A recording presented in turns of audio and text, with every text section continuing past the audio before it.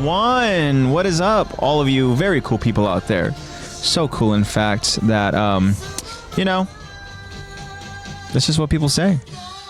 They tell me all the time how cool you are. I hear it pretty much every day. I'm getting a FaceTime from my friend Zach. Oh, interesting. Did you want to accept it, or busy. Do you want to let him know that we're live? Hey, girl. I'm currently live. Zach, welcome to the podcast. Hello. You're live right now on Twitch. Very cool. Yeah. This is the gay Zach that I talk about. Yeah. Shout out to Zach, our friend Zach. Oh, welcome to the pod. Hi, and there's Pretty. There's Pretty. You guys can hear them. Pretty. Oh, they love my hair. Yeah, it looks good. Oh yeah, my hair's new, guys. Okay. Jacob, what's up, Jacob? How you doing, my friend? Hopefully you're doing well. Wait, hold on. Can I call you back? Can I call you back after we're done speaking? Okay. Shout out. All right. See you, Zach. Take care. Right on. They're just beautiful. Obsessed with my hair. Let's get up to your friends. Yeah. Shout out to the friends. Shout out to Pretty, and shout out to Zach. Yeah. Shout out to Zach and Pretty. We appreciate them. Obsessed with my hair currently. Yeah, so let's go ahead and let's talk about it. Lexi's hair. My goodness gracious. So we see it, guys. Yeah, Lexi decided to go and switch it up. I just really, really wanted to look more like Mikasa. So no, that's not why. I had been growing out my hair to donate. Yeah. And after doing a bunch of research on hair donations, I found out that one, my hair wasn't long enough to donate for wigs, as a lot of people ask for 10 to 12 inches, and I only probably cut off maybe 8 inches. Yeah, that's a lot of hair. probably cut off only 8. That's a lot of hair, but 8 inches. And I also found that it takes like 2 months to make a wig from real hair. It's like made to order, and it takes probably around 5 or 6 hair donations of good hair donations to like fully make a wig. So a lot of people who need wigs end up going for synthetic anyways because it's faster and it's easier. So do we know, is it more comfortable too? Because I would imagine that getting real hair that doesn't obviously your hair, like, would that be, I don't know. I mean, obviously, is wearing a wig uncomfortable? Like, just in general, like if the different, whether it be synthetic or being actual. Well, the way the synthetic hair is now, it's come a long way to where it is almost identical to real hair. All right. So, cool. But it all feels the same. It's just the look of it and the texture, the quality. Yeah. But so I found this place and I heard about it before, but it's called like the Humanitarian something. Okay. But so where does your hair go to? So my plan to donate my hair is thank you, Kyron. Hello, Kyron. Yeah, let's welcome Kyron to the show. Kyron, well, how you doing, my friend? Hello, we miss you, and we're glad that you're here with us over on this beautiful Monday. So we'll address what day it is. Yeah, obviously. So my hair that I cut off, I have it in a plastic baggie right now, but the best substance that soaks up oil and debris, like from oil spills and stuff, is hair. Okay. Hair soaks up oil super easily, so you can donate your hair to help clean up the environment. So that's what I'm going to do. I'm going to donate my hair. I mean, I have it in a Ziploc bag in my room, but I have to actually upload it. Go ahead, let's bring it out. No, I'm kidding. I know, bring out the hair. Bring out the hair. I'll give each of you a strand. We're going to do a giveaway, guys. Yeah. Go ahead and I'm giving away my hair. Send this podcast to 5 of your friends. I have it separated from the bleached part and the unbleached part. Let me know which one you want. There you go. No, I'm going to donate it. So I've been growing it out to donate it, and I've been wanting to cut my hair for a really long time.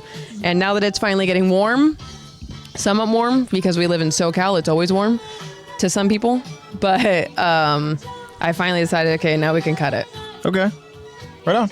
Well, obviously, as you can see from chat, as you see from Kyron, I told you also, and also your friends called you not too long ago, and you said they were obsessed with your hair, and yeah, so they're obsessed with my hair. It's a good look, yeah. It looks it's like really the shortest I've ever gone in my life. Mm-hmm. Looks good, Lex. I just need to figure out how to style it, and because my hair is naturally pretty straight, but it's also because when it's long, it gets way down, and it gets way down very easily.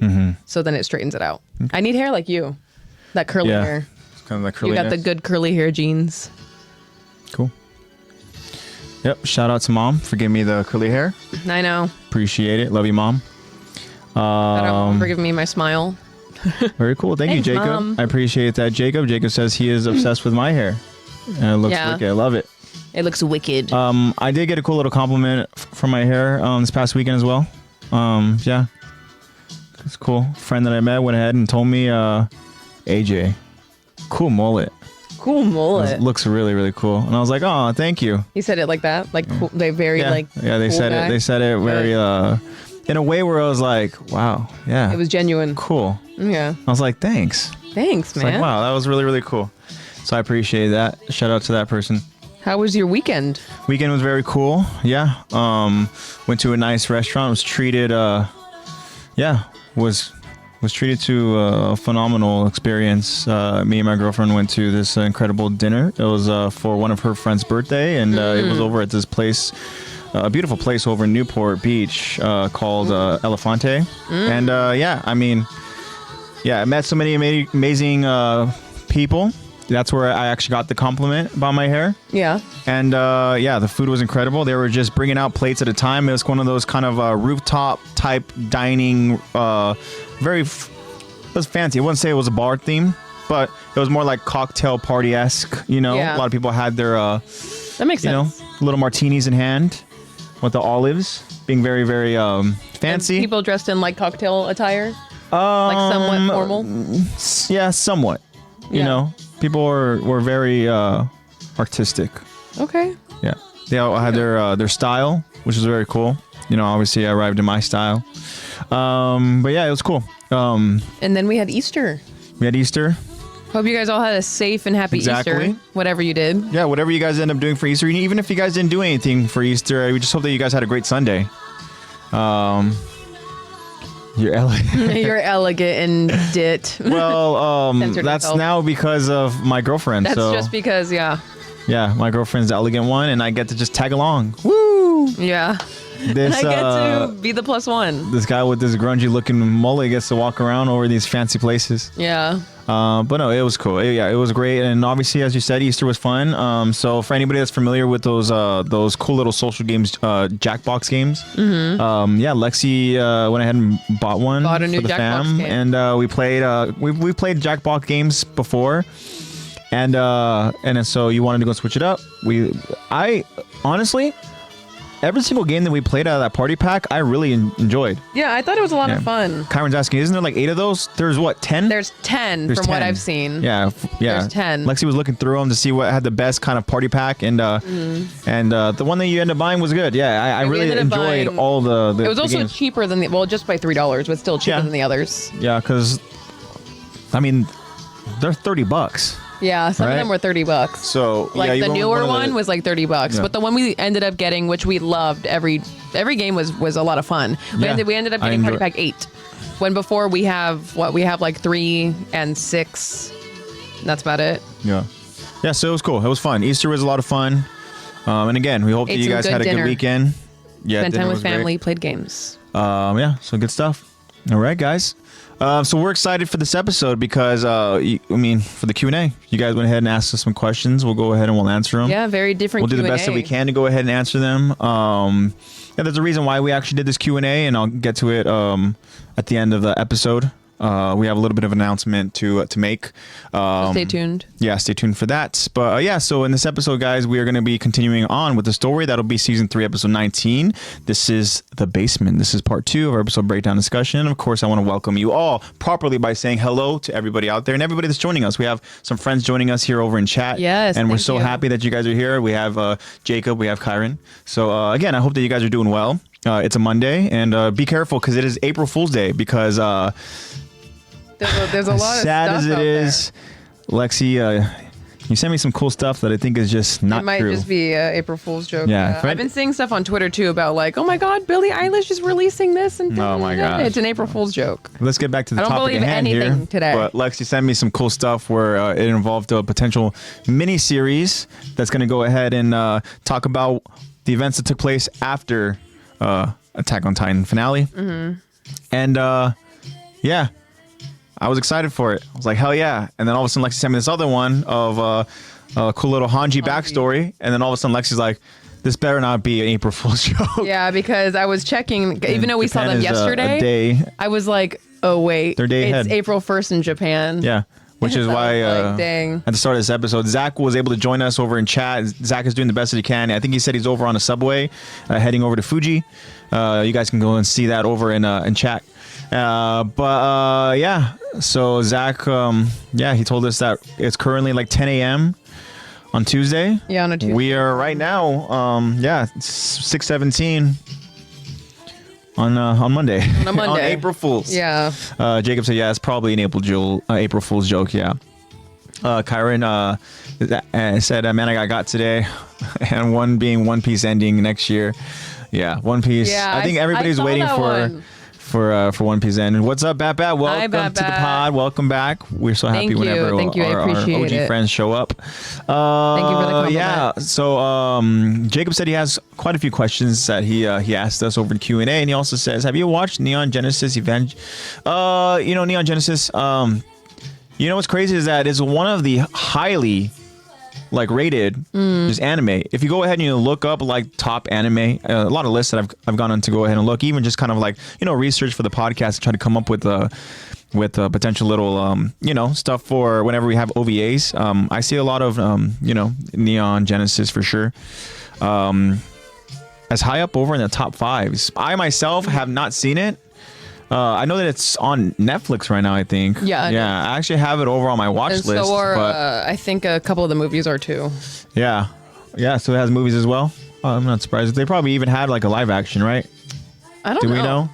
But I attempted to watch Neon Genesis Evangelion, yeah. but the furthest I got, I think, was 2 episodes in, and then just, I don't know, it didn't grasp me. But also probably How are because you it's with, old, well, I was it's a going to ask you, classic. how are you with older anime? Because that was... It really depends. Because that was over in the early 90s, right? Or no? Was it before that? Was it the 80s? I think it's just early 90s. Actually, I don't know. Yeah. But yeah, I tried it, and then it was totally different than what I thought it was. Yeah. And I've heard so many references about it. I've heard that it's so good, and I don't know. I just started probably binging something else, or I don't know. It probably just didn't grasp me. I don't know what happened. Yeah. Yeah, I haven't started, but Jacob's saying that he's hearing that it's very depressing, but he does want to watch it. And yeah, go ahead, check it out. Let us know if it's obviously it's worth it, if it's one of the top rated anime. Speaking of top rated, Yeah, I heard it's really sad. Bad Bad's asking us, what is the number 1 rated anime of all time? That's a tricky one, because again, in the list, I mean, a lot of these lists that I go and I see online, they have pretty much They're the all kinda same anime that are kind of over in the top 5. Yeah. Yeah, I don't know. That's a tricky one. I know One Piece isn't up there, I think. Jacob, as much as me and Zach would love to say that, Kyron says last year wasn't it actually AOT? I would see, for me, that's the first thing I wanted to say, but I didn't want to come out as biased, Yeah. But I know that one that's really highly Okay. praised is Full Metal Alchemist Brotherhood. According to IMDb, Okay, IMDb. the top 5 in order from 5 to 1 Okay, here we go. is Cowboy Bebop. No, Hunter x Hunter is number 5. Okay. Cowboy Bebop's number 4. Wow. Death Note is number 3. Okay. One Punch Man is number 2. Wow. And number 1 is Full Metal Alchemist Brotherhood. Yeah, see, I knew Full Metal Alchemist Brotherhood was up there. Attack on Titan is number 7. I remember that one being up there. Attack on Titan number 7. Interesting. Is Neon Genesis Evangelion? Evangelion up there? Yes, it's number 18 Oh, okay. Out of how many? out of all of them. Out of Every 60. single one? Out of 60. 60. Okay. So 18 out of 60 is not half bad. Interesting. One Punch Man number 2. Yeah, I know that one kind of caught me by surprise too. I know, same. There was another one that was surprising to me in that list. Oh, wasn't Cowboy Bebop. Cowboy Bebop was kind of surprising, just because I believe there's only one season. But I guess that's part of the. It only had a runtime of 1 year. Yeah, interesting. I mean, Death Note only had a runtime of 1 year. That's true. I think And Punch Man is still going. That's probably why it's still going. Hunter x Hunter was 5. You said. Hunter x Hunter's 5. Yeah. Very, very cool. That's crazy, seeing the different runtimes. Yeah, runtime from Hunter x Hunter. I was like, okay, 4 years. And you scroll down to Attack on Titan. Runtime is 10 years. Wow. Yeah. I mean, technically 13 of development. Oh, Samurai Champloo. That is on here. Yeah, Samurai Champloo. I've heard for sure. Samurai Champloo Jacob's is... saying same creators of Cowboy Bebop.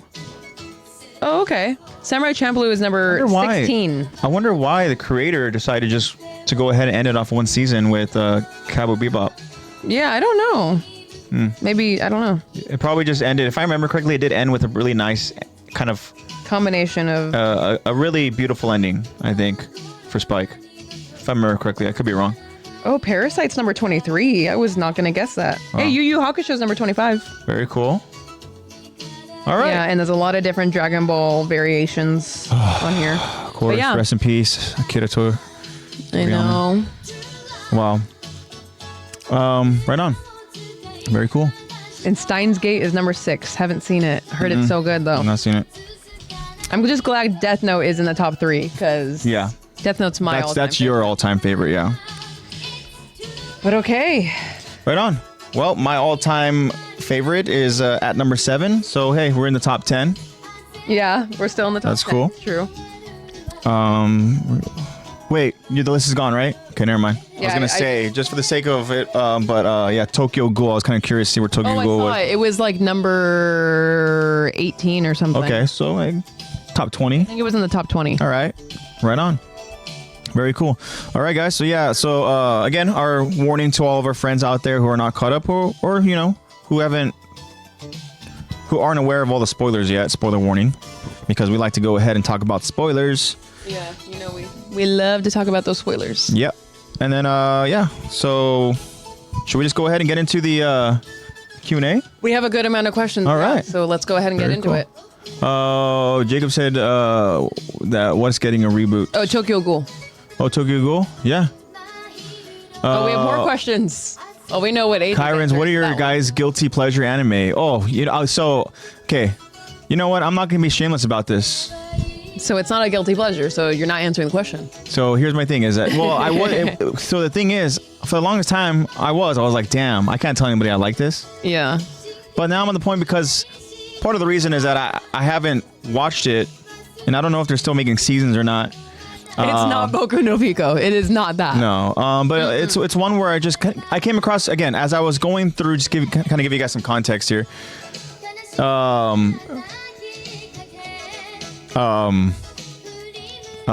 Jacob.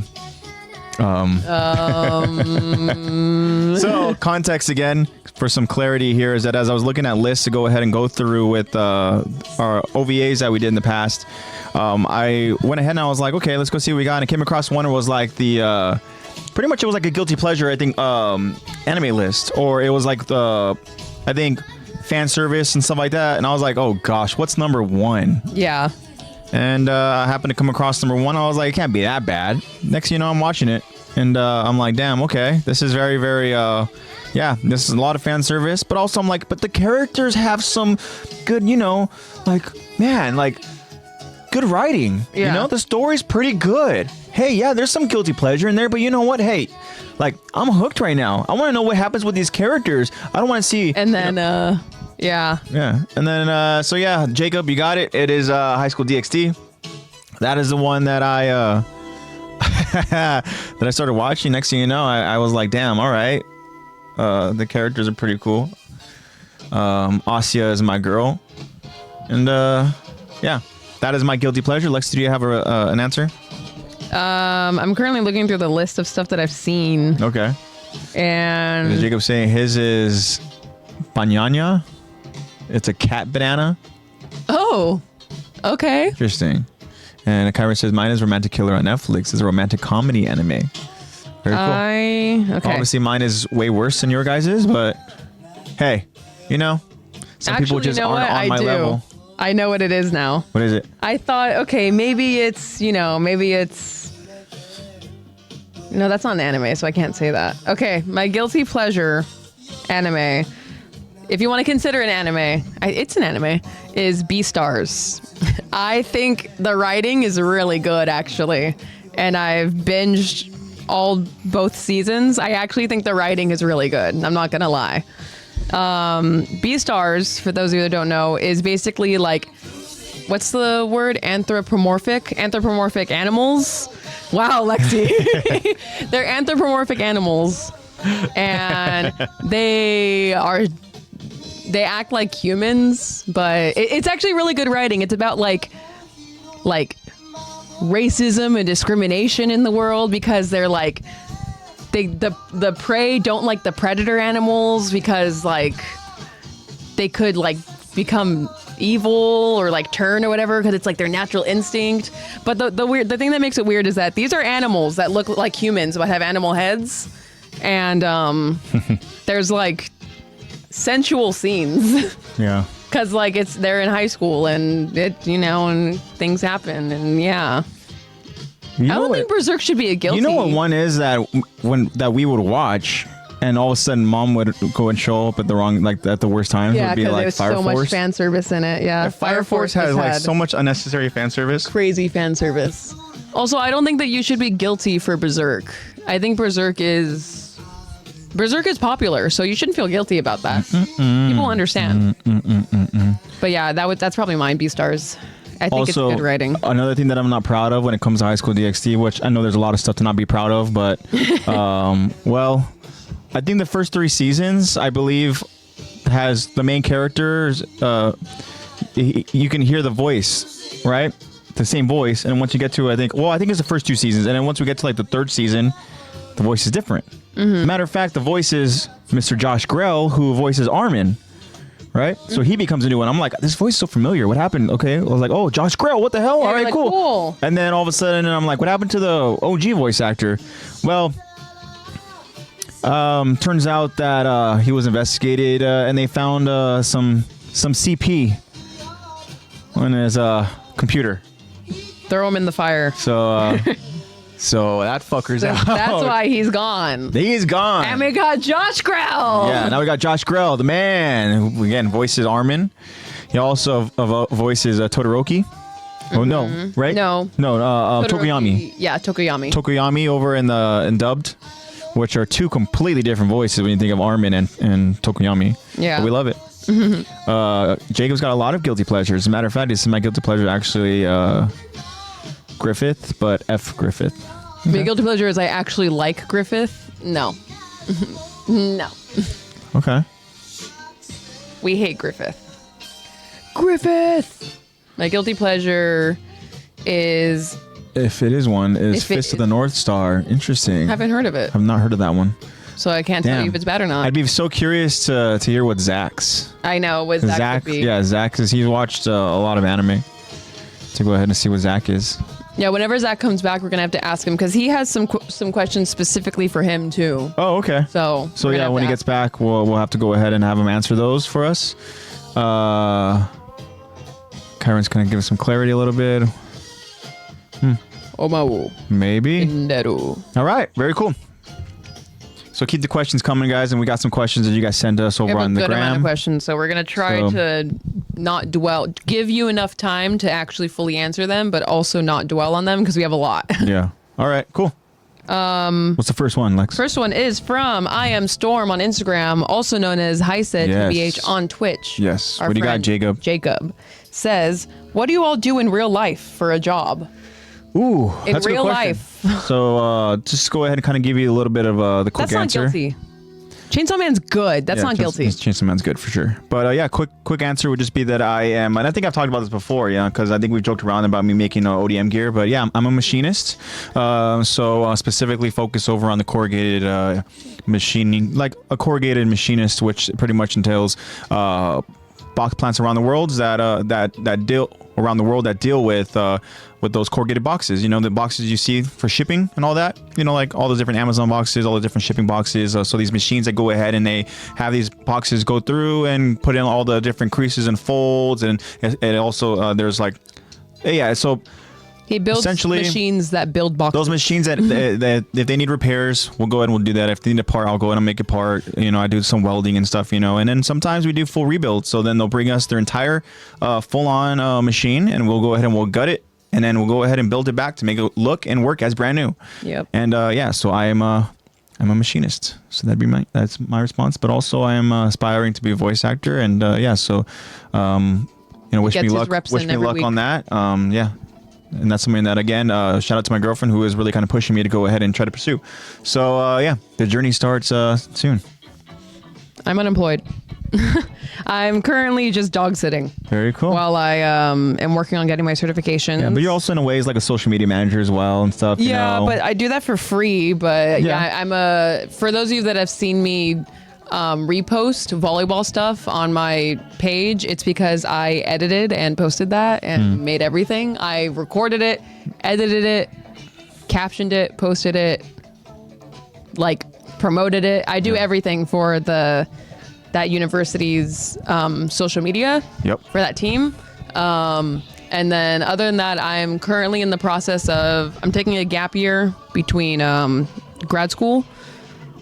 So my plan is to go to grad school, get a master's in athletic training to become an athletic trainer. And I'm going to start my observation hours in the athletic training clinic starting next week to get 120 hours so that I can become a certified athletic trainer, because I have to get my certifications in order to get a very good paying job, because I already have the bachelor's degree. It actually got delivered today. So I officially have my bachelor's in my hand. But yeah, I'm in the process of transitioning into a big girl job and learning the ropes first. Yeah. Very cool. All right. Hi, Eddie. What's up, Eddie? Eddie's joining us, and shout out to Eddie. And thank you, Eddie. Right on. Jacob says he edits anime scenes. That's very cool. That's cool. I love it. Now, guys, I'm gonna do something, and I apologize in advance if this bothers you, but eat some chips. I'm gonna be snacking while we hang. So but again, yeah, thank you for asking that, Jacob. Munching, but yeah. All right, cool. Thanks, Jacob. Thank you for asking that. Next, we have from, funny enough, Eddie. Eddie asks us, who gets the grumpiest during recording sessions? Interesting. I think it really depends. Yeah. And Mike. I think it really depends. I think if it's like late. I could tell you it probably isn't the grumpiest at all, and I would say probably Zach. So I think when it comes to the grumpiest, I think it's either a battle between me or Lex. Yeah. I was going to say it's probably me, just because we go on for so long. And I have a hard time sitting still and for such a long time, and for like keeping absolute focus the entire time. So I'm sorry, guys, if it looks like I'm zoning out during the episodes, it's because I am. I have a hard time staying completely focused for a long amount of hours. Oh. But then sometimes AJ is just hungry and tired. But yeah, sometimes it's me. Sometimes I just have one of those days, or sometimes, just kind of grumpy, and because, maybe a little bit tired, or maybe, just, I don't know. Because we do usually do it on a Sunday, It could be one of those things, too. We try to get our rest. We've talked about it before. Getting the podcasts and everything and stuff, getting the notes and getting everything together. Sometimes I'm grumpy because of just the process. That's true. I didn't even think about that. Where I'm like, damn, I'm out here trying to go out there and analyze, these episodes, and I'm trying to go ahead and just, get a notes going and stuff, for Lex and for Zach and for myself. And then just throughout the week, with everything else that kind of comes with just life and work and stuff. And all of a sudden it gets to a point where I feel like I'm kind of mentally exhausted, but I have to push through. And then, kind of just... Sometimes it's just been a tough week. Once we get to once we get to that Sunday, I was like, all right, let's just do this. But then it's crazy enough because, and again, I make sure to go ahead and I thank you guys all so much for this reason, because we go into it, maybe I'm going into a grumpy, but then as soon as I'm able to go ahead and just chat with you guys live, you guys really do, you guys bring so much excitement to the podcast. Yeah. You guys really make the podcast. Yeah. But yeah, I changed my answer. I think it's AJ, because if a camera isn't working or the Wi-Fi is acting up, AJ gets mad because things aren't going according to his plan. And they do tend AJ's a control freak. He likes to be in control. They do tend to happen right before we're getting ready to go live. I'm like, great. Okay. You're like, oh, cool. So then that'll make AJ grumpy. Go ahead and do a reset and start all up again. So I think that's the best to answer your question. And yeah, so the common answer is it's not Zach. Yeah, definitely not Zach. Zach comes in with a great mindset, great attitude. Zach is just, he's a human, golden retriever. I know. He's like the real life version of Mirio. Yeah. Exactly. But thanks, Eddie. Yep. Thanks, Eddie. Next, we have from Hater Xenon, also known as I Repent, who is unfortunately not joining us so far. Maybe he's just watching. Maybe you're in there hiding. But anyways, from our friend Josh, says, are you guys excited for the Bad Boy Levi manga next month? I didn't even know there was a new Levi manga next month. Huh. Interesting. Or is it an April Fool's? Well, I don't trust anything today. Josh, I will be honest. When it comes to manga, like, I'm not really the manga reader. Zach is. I'm sure Zach would be like, oh yes, I can't wait. But yeah, I don't know. I've always thought about being a manga reader, but sometimes it just comes down to, again, having the time, you know, to really focus and just do it, you know. But Mirio is what I said. yeah, Mirio, real life version of Mirio. That's who Zach is. Yeah, I'm with AJ. I have read manga, but I really only read manga if there's absolutely not an anime for it. Like I've read it really depends, because I really like, that Mirio. Because I really like manga that has really cool art styling. I'm not saying that the art style for Attack on Titan is bad at all. I think it's really good. We've seen how it's gotten censored. But a lot of the manga I read is stuff that hasn't gotten animated.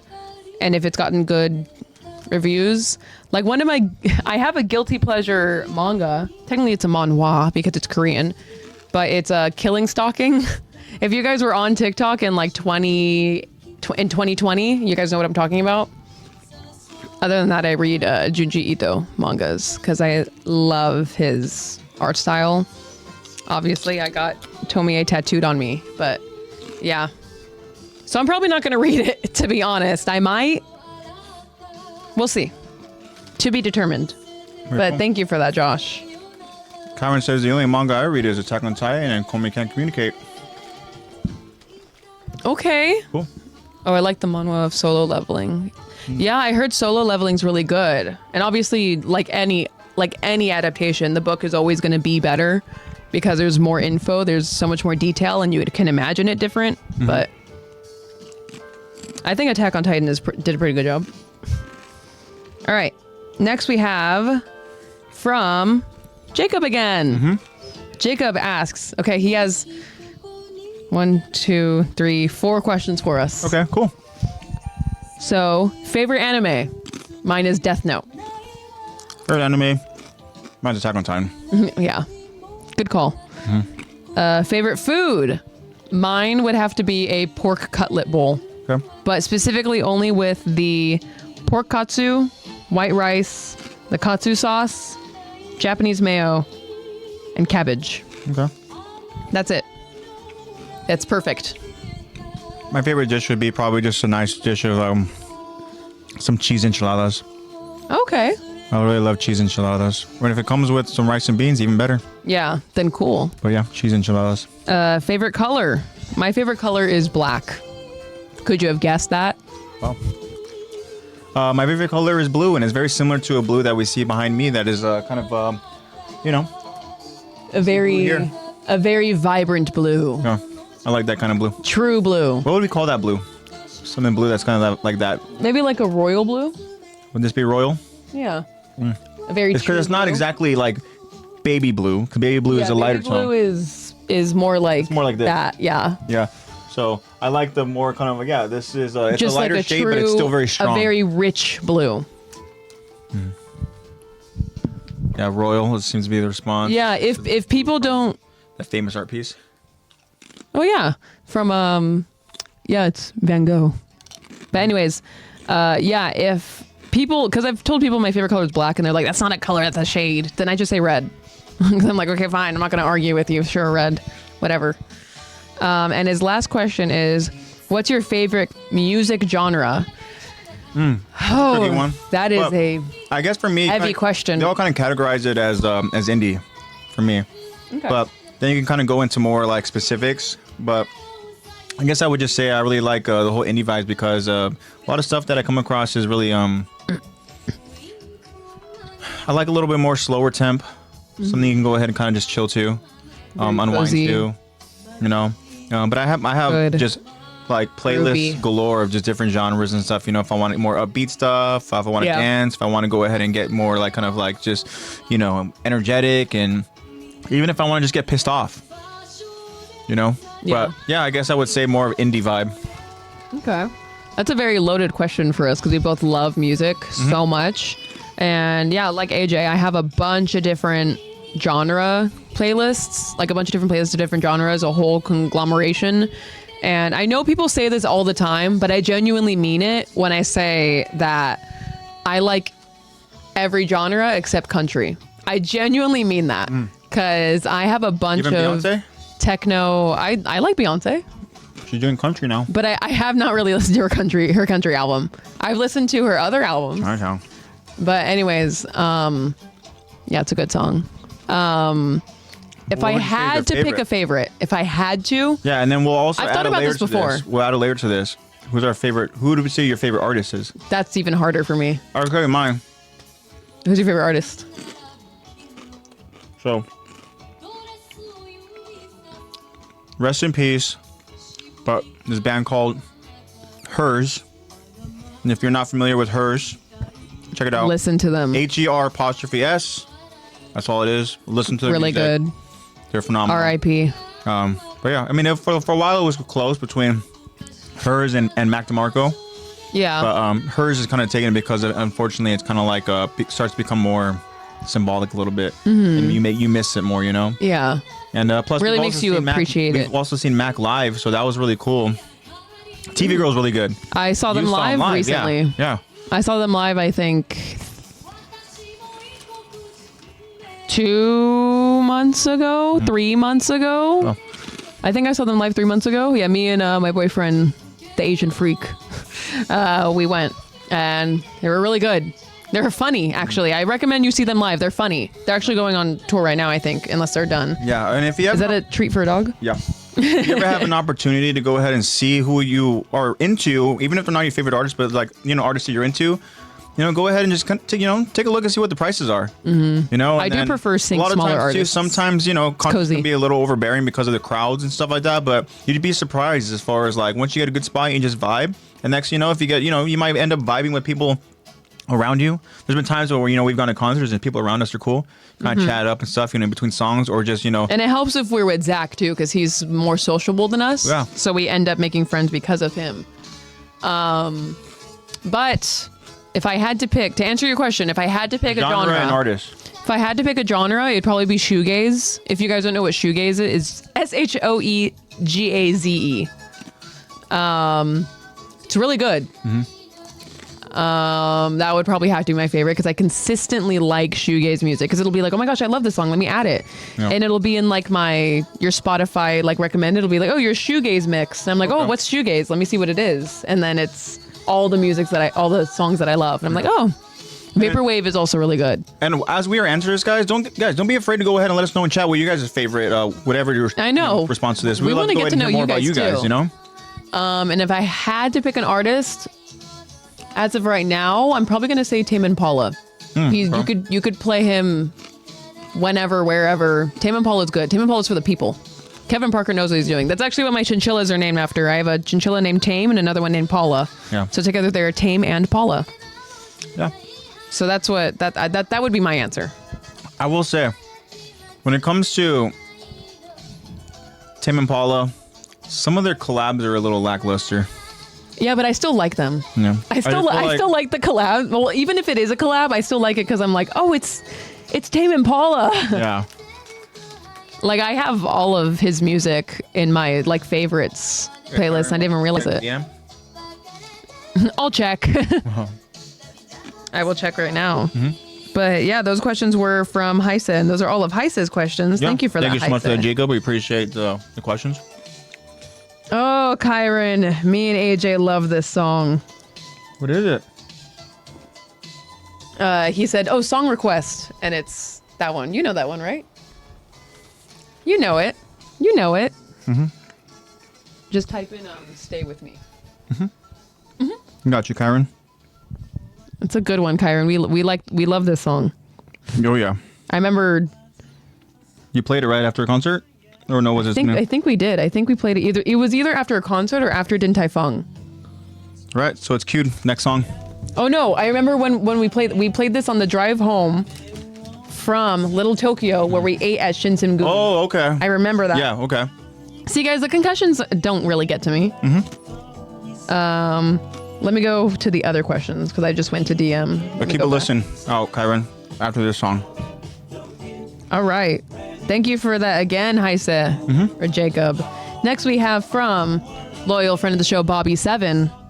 Shout out to Bobby. Bobby has a question for each of us. Our own question. So this is one we'll have to go ahead and we'll have bottle to save up. it for Zach. We'll have to ship it over to Wano and let Zach go ahead and respond. Zach's question for when he's here next week or in 2 weeks is his 5 favorite characters from 5 different fandoms. Whoa. That's a good question. That's a good question, Bobby. And next we have for AJ. Bobby asks, how do you stay so centered? Wow, Bobby, these are good questions. Yeah, that's a really good question. I haven't answered. Where's your question? My question is and Lex, any relationship advice for distant girls? Okay. So think about that one. I'll go ahead and I'll give my marinate. response. In terms of being centered, I think it's just pretty much just kind of like,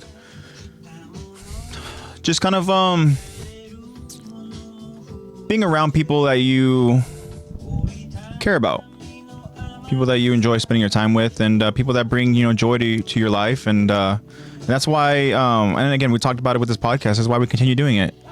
It's because you guys bring so much joy to us, and we appreciate you guys so much.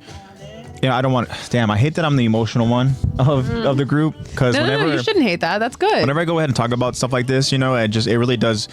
Again, just makes me think and appreciate my life, and never would I have ever thought that this would be something that would be involved in my life, especially prior to COVID.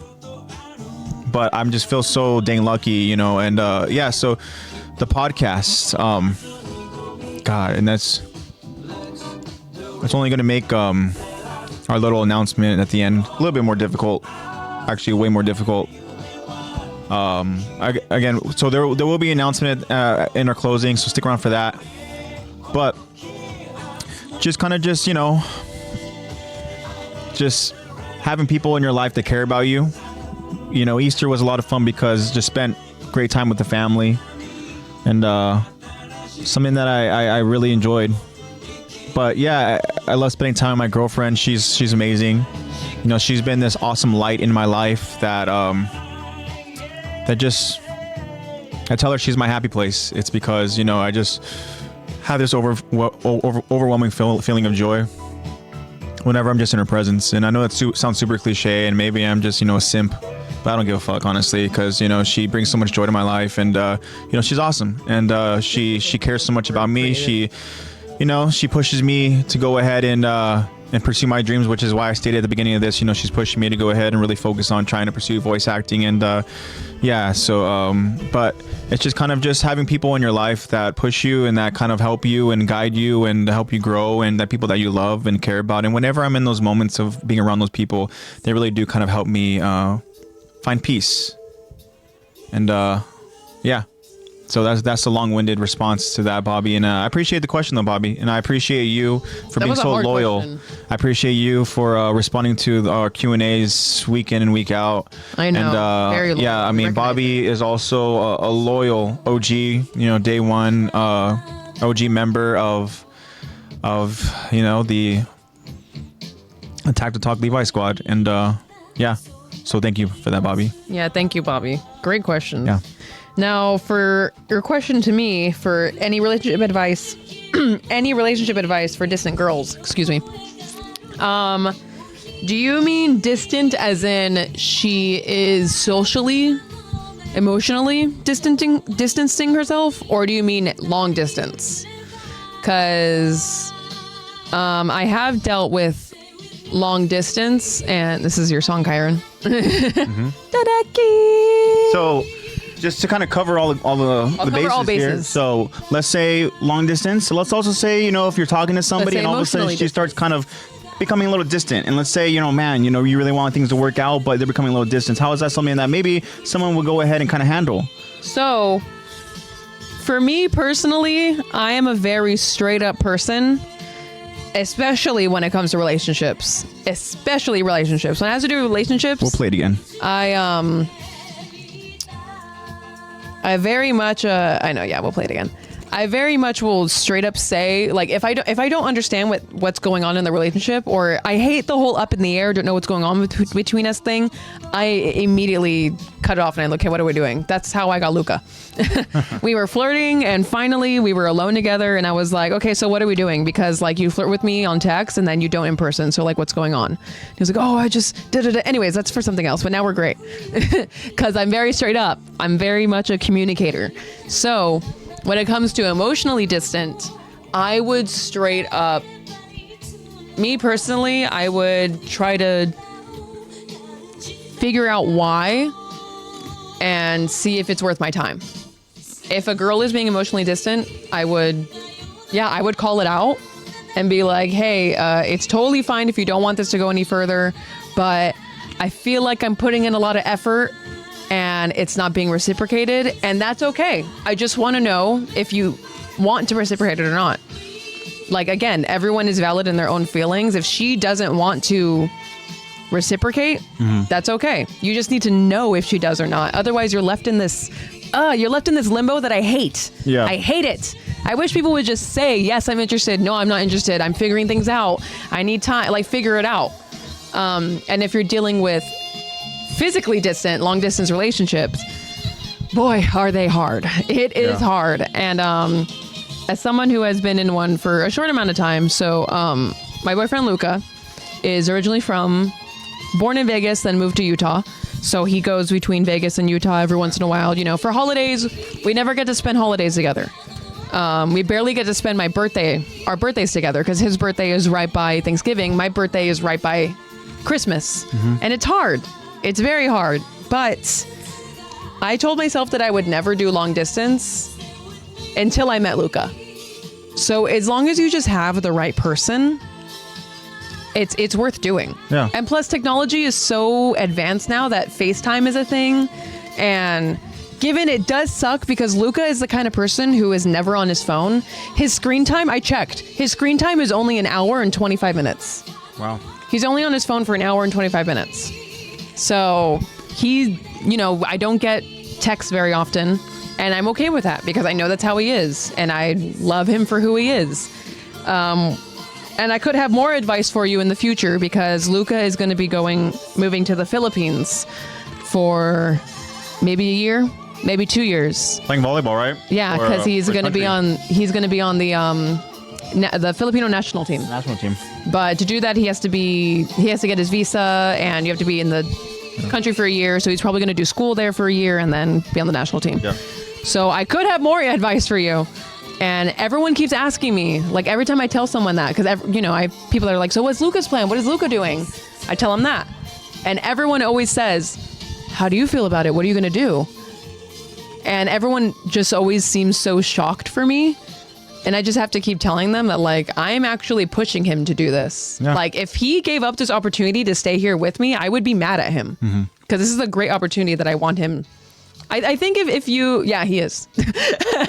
I think if you love that person enough and you fully, like, I feel like Luca is my person. Like, he's my soulmate.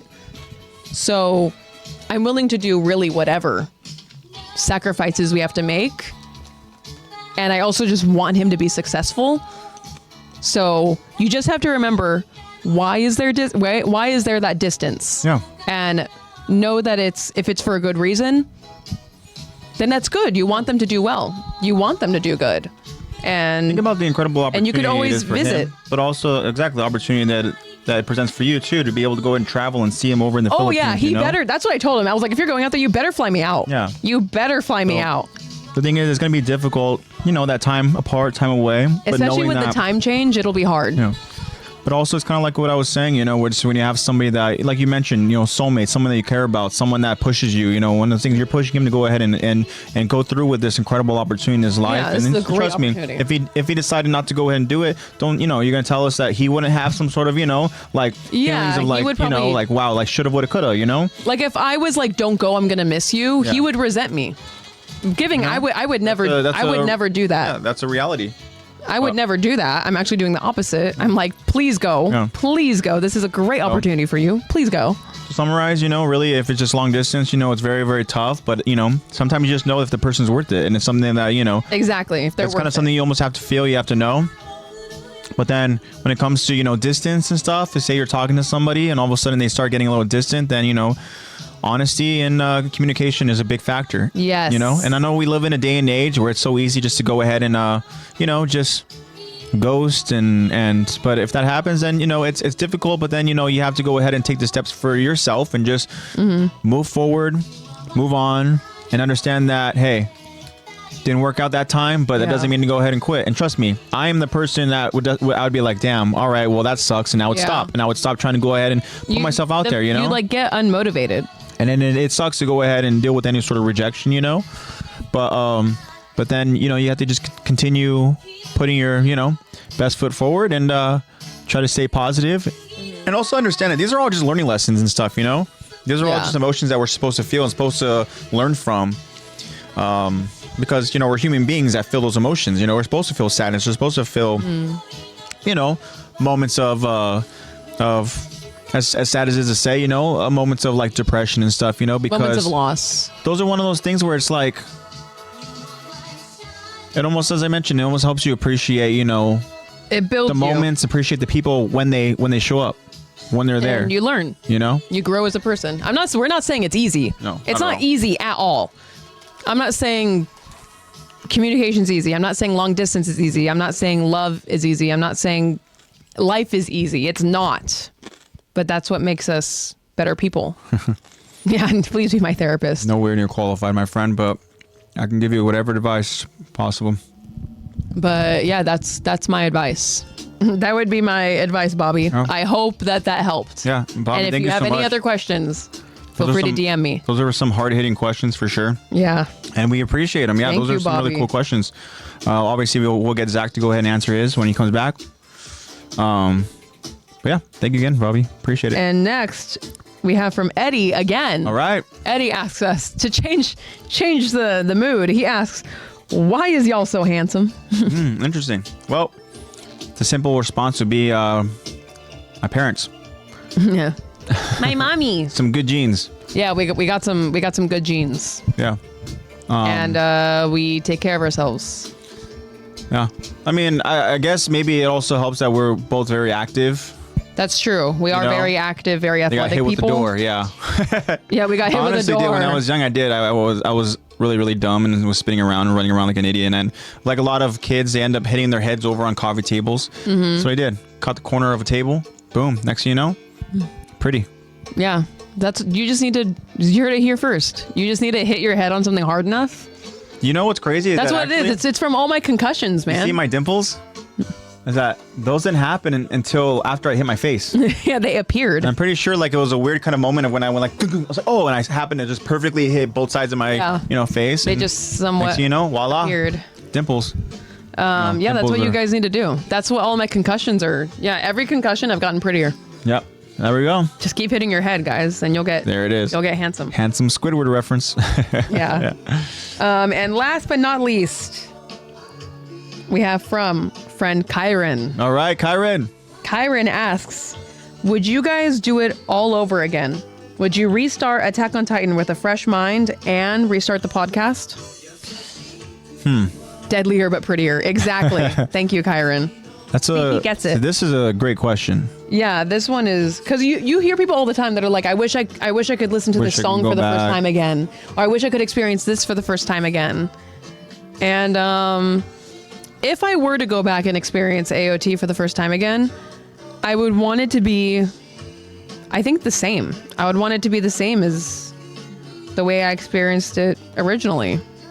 I was gonna say something similar, but there's like, again, there's more context to it, because when you mean the same, that means that the time, the situations would have to be the same, and also the bond, because we really developed a strong, close bond by watching, Attack on Titan. You had me go during ahead COVID, and catch we just up, watched a bunch of and then, anime together. So does that mean if we this go bond. back, does that mean that there's gonna be, COVID again? I know. Stuff, That's like, the thing. Also, the Is stuff I think I don't about. think I would go back. The things that I think about too is like, so Yeah, same. like Isaac. Lexi was mentioning, Same, Jacob. would everything be the same? Would everything play out the same? Would I go ahead and have the same mindset going into watching AOT if the situation around me was different? Would I have the time to go ahead and focus on it? And also, would I still have and meet the same friends along the way if I were to go ahead and start this podcast? Would you guys have ever come into my lives? Now, if you guys were to say like, hey, timing would change things, maybe you guys don't come across it, maybe you guys find a different podcast, like that's the stuff I think about, where I'm like, man, like right now, it'd be so hard to say, yeah, I would go back in a heartbeat, because I don't know what changes True. it would have caused. I don't understand like if things would have been made, if things would have somehow changed for the better, or if things would have changed for the worse. You can tell AJ's an like, overthinker. But so my thing is like, hey, what's up, Valo? What's up? Hi, Valo. Long time no see, man. Hopefully you're doing well. And welcome back to the podcast. So yeah, we're doing a little quick Q&A, and actually we're doing the last question, which is Kyron's question, right? Mm-hmm. And I believe Valo is Kyron's buddy, and yeah. So I guess in response to your question, Kyron, is no, because I thoroughly enjoyed my experience of watching AOT, Lexi introducing me to AOT, watching it with You're her, welcome, guys. experiencing AOT and feeling those emotions, us together, and us being so at a loss, having these discussions after the episodes, and even screaming at the TV, and then me having this idea of wanting to do something, because we talked, got to the point where all of a sudden Zach started watching it too. And then just the experience of us all of a sudden, just having these discussions to the point where like we should just have a podcast about it, like. Yeah, we would talk about it all the time. Like the thing is, I don't. Part of it is fear. I'm afraid to go back and see how things would You change. can tell he's an overthinker, huh? Like, yeah, I'm so thankful. I'm so happy. And I'm so appreciative of you guys.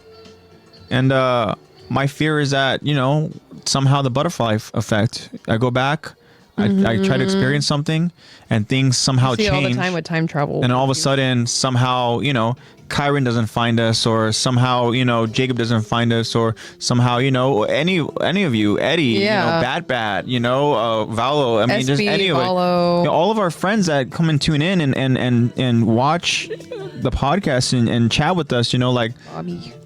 Who's to say that the experience is the same? Who's to say that we continue on with the podcast? It's crazy. I know. So, out of fear, I'm not going back, because like Kyron says, time travel is confusing, and I would be afraid to go ahead and somehow screw something up. And plus, I think about stuff too. I'm like, if I go back and this stuff alters me as a person, alters my timing, like, do I end up, meeting my girlfriend? Do I end up, Oh, God. like, whatever, that's stuff where I think about when it comes to like all these different time travel stuff. Like, Yeah, time travel is a confusing subject. yeah. So, I would out of also fear, no. say no, because I am a firm believer that everything happens for a reason, and yeah, the butterfly effect is a real thing. Mm-hmm. So there's not many things that if anything, that I really look in general that I look back and think, oh, if I could go back, I would change this. Mm-hmm. There's maybe one or two things, but I feel like at the end you come out a different person, a better person, because you've learned. And that's just my outlook on life. So I don't think I would go back, because again, I wouldn't want to pass up the chance to have any of you guys in chat, any of you guys who watch here afterwards, anyone who listens to us. I wouldn't want to risk losing any of you guys, or you guys missing out. And also, so what AJ is basically saying is we wouldn't be here today. You wouldn't have AJ if it wasn't for me, who made him watch Attack on Titan. Mm-hmm. So you're welcome, guys. And those are all of our questions. Thank you guys for all of it. Kyron says, I think about that a lot too. Like, wonder where I'd be if I did this. I chalk it up to I'm where I am right now for a reason. Yeah, exactly. Exactly. Like Lexi was saying. Yeah, because it's fun to think like, oh, what if this happened, or what would happen if I did this? Like, what if I did this? You know, it's like the not age old, but you know, that TikTok question. Would you still love me if I was a worm? Well, we don't have to think about that because you're not. You're not a worm. You're here right now and I love you. So that's that. We're where we are right now for a reason. And you guys are all here for a reason. Yep. And we're so glad and thankful. And but yeah, those are all the questions. thank you again so much for the questions, guys. Thank you guys. Woo! Loved your questions. You guys are all so cool. Interesting. Zebra Cake said, would you though? Would you love her if she were a Good thing worm? we don't have to worry about that. I know. Same. We don't have to worry about it. Even though I'm totally that girlfriend. I'm totally that girlfriend that's like, if a guy came up to me with $10,000 to break up with you, would you be mad at me? And then we got back together. I actually did ask Luca that.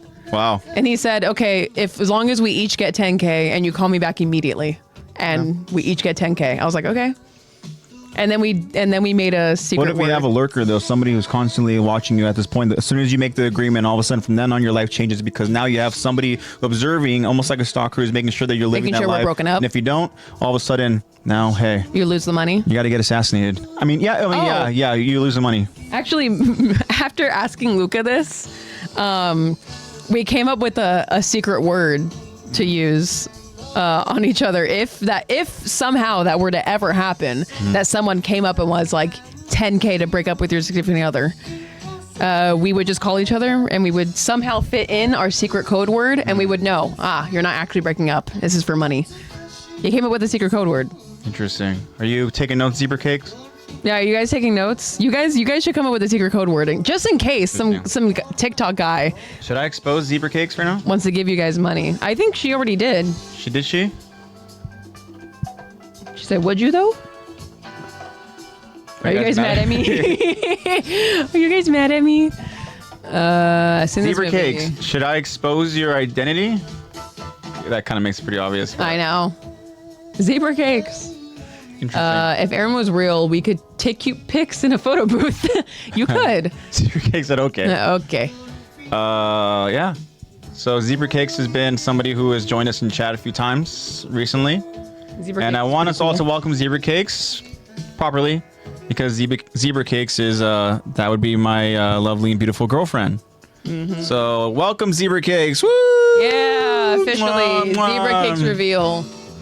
And great, Zebra Cakes heard all the mushy I know, stuff all that the I was mushy, saying. gushy- Yay! Yeah, Perks of having a podcast. Woo! I know. Now it's immortalized on the internet forever. Yeah. But yeah, so make sure we all make Zebra Cakes feel welcomed. While Jacob wants to talk about I the know. rumbling. Hello, Cakes of Zebraland. Yep. Perfect. That's Real quick. Did you talk about Chiron's already? So side note, guys, I've seen a movie called The Mandela Effect and it's crazy. Yeah, The Mandela Effect's a whole other topic, or it's absolutely crazy. And it can really like blow your mind. Because it really has you convinced and thinking that like, damn, you know what? Like, I do remember it this way back then. But it's like, Mandela Effect is crazy. yeah, it's really, really crazy. And I love the Mandela I can only Effect. imagine. If there's a movie called Mandela Effect, that probably is a mind fuck for sure. Yeah. You go back and you're like, I remember the Did you movie being see like this. Eddie's question to you, Lex? He's asking what is the going to butterfly answer it, effect? but we were exposing Zebra Cakes.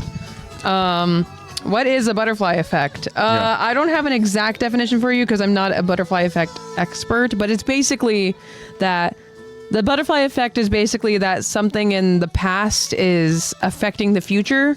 So it's like a ripple effect. Mm-hmm. So like what we're doing right now, we're talking to you on a podcast right now, and I was just, let's say I was giving Let's say, for example, advice, and that Bobby advice asked helped for Bobby. Bobby asked for exactly some advice, right? Somehow Bobby was able to go back in time.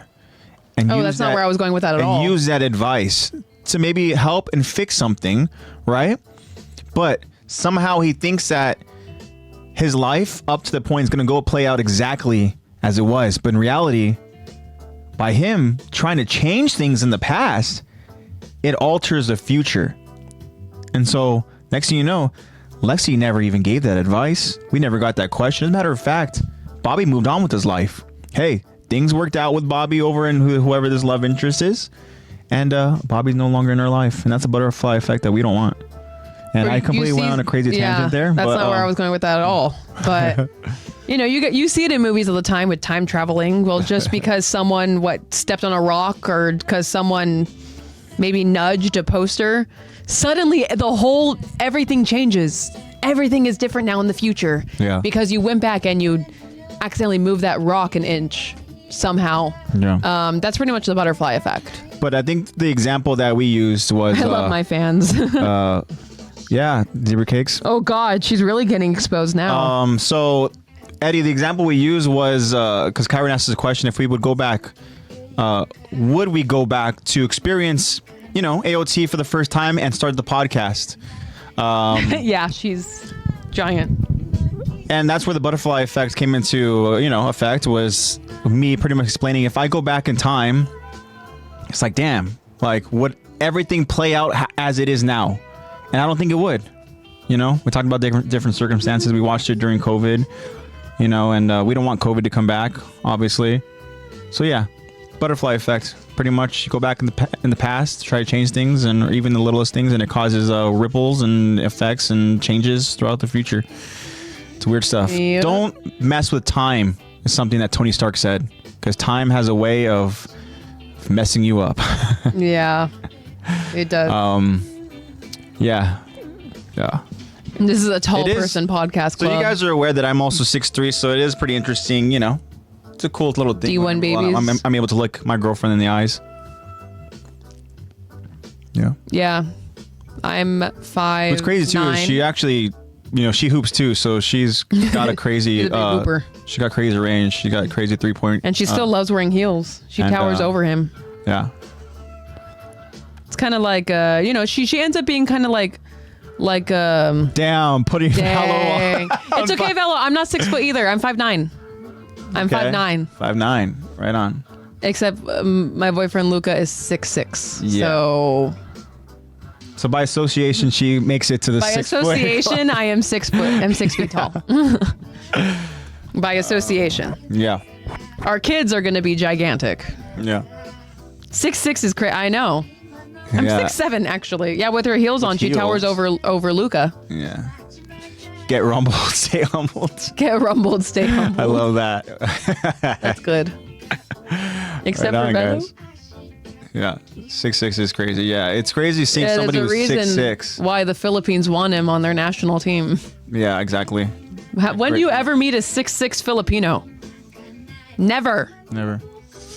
6'1" and a half. And a half. The half matters, guys. Yeah.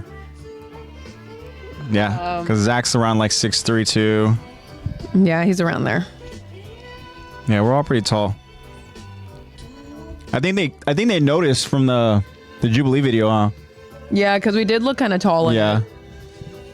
Jacob 6'1" or 6'2". Okay, right on. Dang, you guys are all tall. Yeah. Zach is 5'1". Oh. Yeah, Zach's actually really short. He just looks tall on camera, but it's because we give him a booster. Why do we go? I like that Zach's just like... Zach's always the butt of the joke. He's a comedic relief, Yeah. It's because he takes it so well. He's always like, yeah. Yeah. Or he'll end up screaming. He has great reactions for sure. I feel like Shrek when he found his other ogres, but they were huge. That's true. That's funny. I forgot about that Shrek movie. Is that the one with Rumpelstiltskin, right? Yeah, I think that's the fourth one. Yeah. Fourth? Yeah, fourth. Rumpelstiltskin.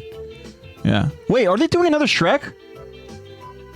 They did another Kung Fu Panda. I don't know if I think they're doing another Shrek. Am I wrong in that?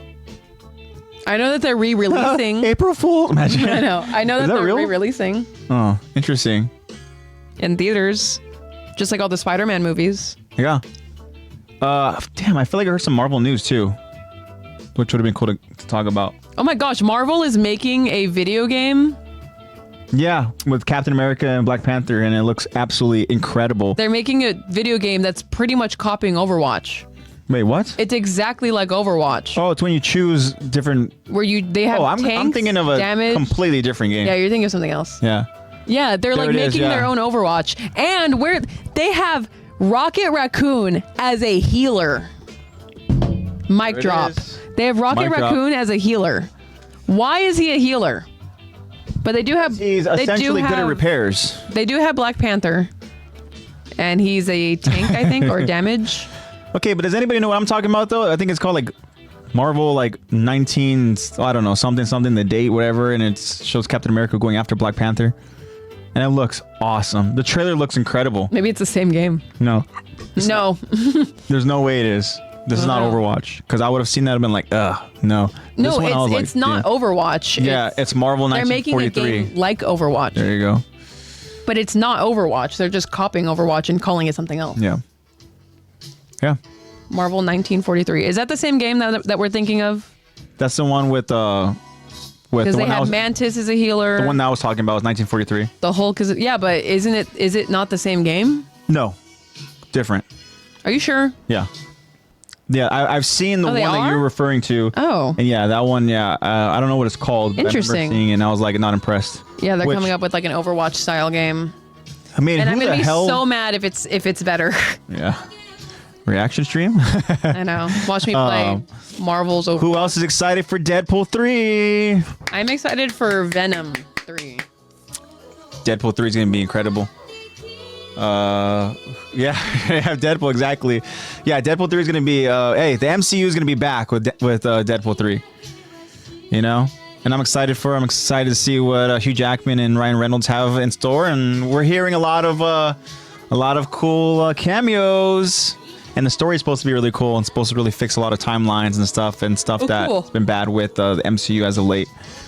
Yeah, good stuff. Hugh Jackman. Yeah, Hugh Jackman. True. What a cool name. Yeah. Yeah, excited for that. Awesome, guys. Yeah, I love just chatting with you guys. This is cool. Can't wait to see Wolverine, Deadpool. Yeah, that's right. That's what it's called. Wolverine and Deadpool. It's gonna be cool to go ahead and see Hugh Jackman over in the kind of comic accurate Wolverine suit. That's gonna be really cool. I don't want to go ahead and talk about any cameos and any stuff that I've heard because it's better to go ahead and kind of just be surprised. And even if you guys happen to find it online, it's better to go ahead and find it and see it for yourself instead of being, told and whatnot. But I'm hearing some really good things. And yeah, really cool. All right. Should we go ahead and do a recap? Oh, Kyron's got a last question for us. Oh, go ahead, Kyron. Okay. Go ahead and shoot. So while Kyron asks this question, I'm going to do a quick recap. Yeah. So what we need to understand, guys, is that the basement is the next thing on the list here. All right. So we understand that the basement is something that has been important for the story for the longest time, based off of Grisha and his words, Grisha in the cellar, having this key to this basement, where it's in the basement. So now we're finally going to go ahead and find out. And now that our character Armin is back, and obviously the war is done for now, right? The battle has been won. The war isn't over. Is war ever over? No, but hey, we're at a point now where some of the characters are finally going to go ahead and venture over to the basement, and we will go ahead and pick up where at that moment. But Kyron's got a question. Oh, interesting. He says, AJ, how do you go about living a no social media life? He has YouTube. And what are some pointers to someone wanting to limit screen time? Okay. Oh yeah. So for me, it wasn't mentally healthy for me to have social media. I had my own personal Instagram, and it was really cool kind of seeing what old friends were up to. But then, for me, I find myself in this place of just comparing. And then when things are, it's one of those things where I'm like, man, I would get down on myself, and social media is toxic. Social media isn't all bad, of course. You go ahead and you see really creative people on there and stuff, and it's a great way to go ahead and kind of network and stuff as well. There's a good and a bad side. Especially if you're pursuing anything social media related, or anything when it comes to even just anything art related.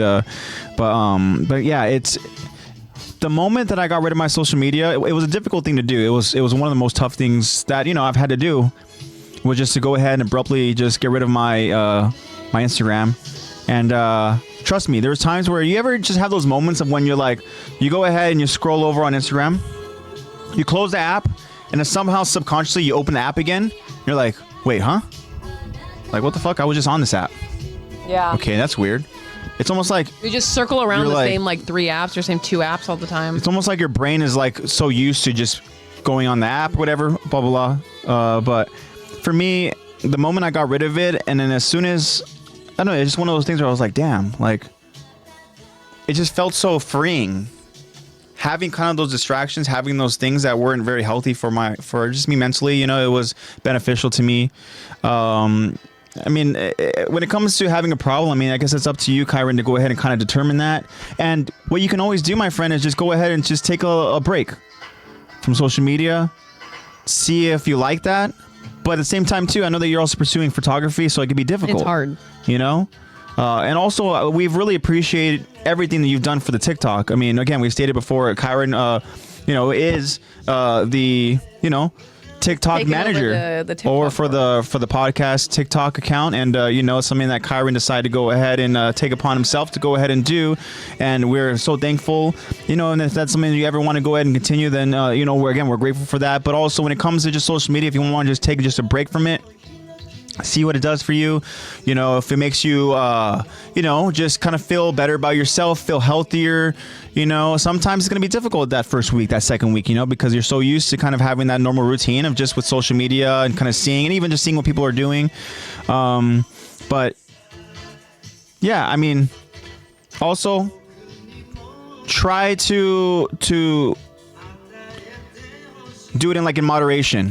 What I mean by that is like, maybe take a break from your personal Instagram, but just still have your, you know, your photography, and then, you know, your account that focuses over on photography, and then see what that does for you.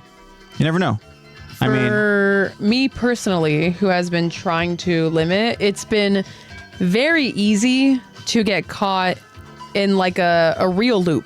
It's very easy to just get stuck swiping, looking for the next thing you swipe. I have done it so many times that you just sit there for hours and just swipe content because it's so easy. Try to fill that time with hobbies, but do it by again, easy way. Like, I'll try to replace it. Again, this is maybe not any better, but I mean, it's better than social media for me personally. I'll replace it with maybe watching a show or video games, or what I really like to do is I like to watch something while I sew. I like sewing and changing clothing, or I'll draw, or just try to do something different. Even and like with Kyron, maybe just when you have the time, man, just go out in nature a little bit, you know, and photograph, man. Yeah. Get some reps in. But one thing that does really, really help, and I would just say this is good for health in general. The first thing you do when you wake up is drink water. Don't go on your phone until you drink water. Mm-hmm. Even if you just keep your hydro next to you, because that's what I do. I just keep my hydro next to me. First thing I do when I wake up, take a big gulp of water, and then you can use your phone. Yeah. I will say this though. It's hard. If you don't like being one with the times, what I mean by that is there are constant memes, constant social media references that Lexi, Zach, but I'm also chronically my girlfriend Zebra online. Cakes would go ahead and mention, and I'm standing there like, don't know what you're talking about. Yeah, I don't have social. And then they have to explain, and so that's something that can be a little bit difficult. You're just kind of, you know, don't know what the hell people are talking about when it comes to social media. That's okay. I have a boyfriend that has social media, and he still doesn't know what the heck I'm talking about because he's never on it. That's true. He goes on it just to see what teams are playing, or who won the last volleyball game, or what's been going on, and that's it. But also, like Lexi mentioned, Huh? But also, like Lexi mentioned, I mean, that doesn't mean that I'm off my phone. I mean, I do. I watch different, you know, YouTube videos. I do know, too. I a love lot of YouTube. sports stuff. You know, I have anybody that's familiar with Bleacher Report. I go ahead. I'm constant on Bleacher Report. My girlfriend also makes fun of me for that too. She goes, "Oh, you're always on your little sports stuff," and I'm like, "Yeah." Your little Bleacher Report. But yeah, I mean, so it's other stuff I kind of fill my time with, but also my mindset's away from, you know, kind of that whole social media, you know, like just lifestyle and atmosphere. But yeah. So it's ultimately up to you, my friend, and if it's something you want to challenge yourself to try to do, then yeah, and then guess what? You can always, you can just pause your account or something?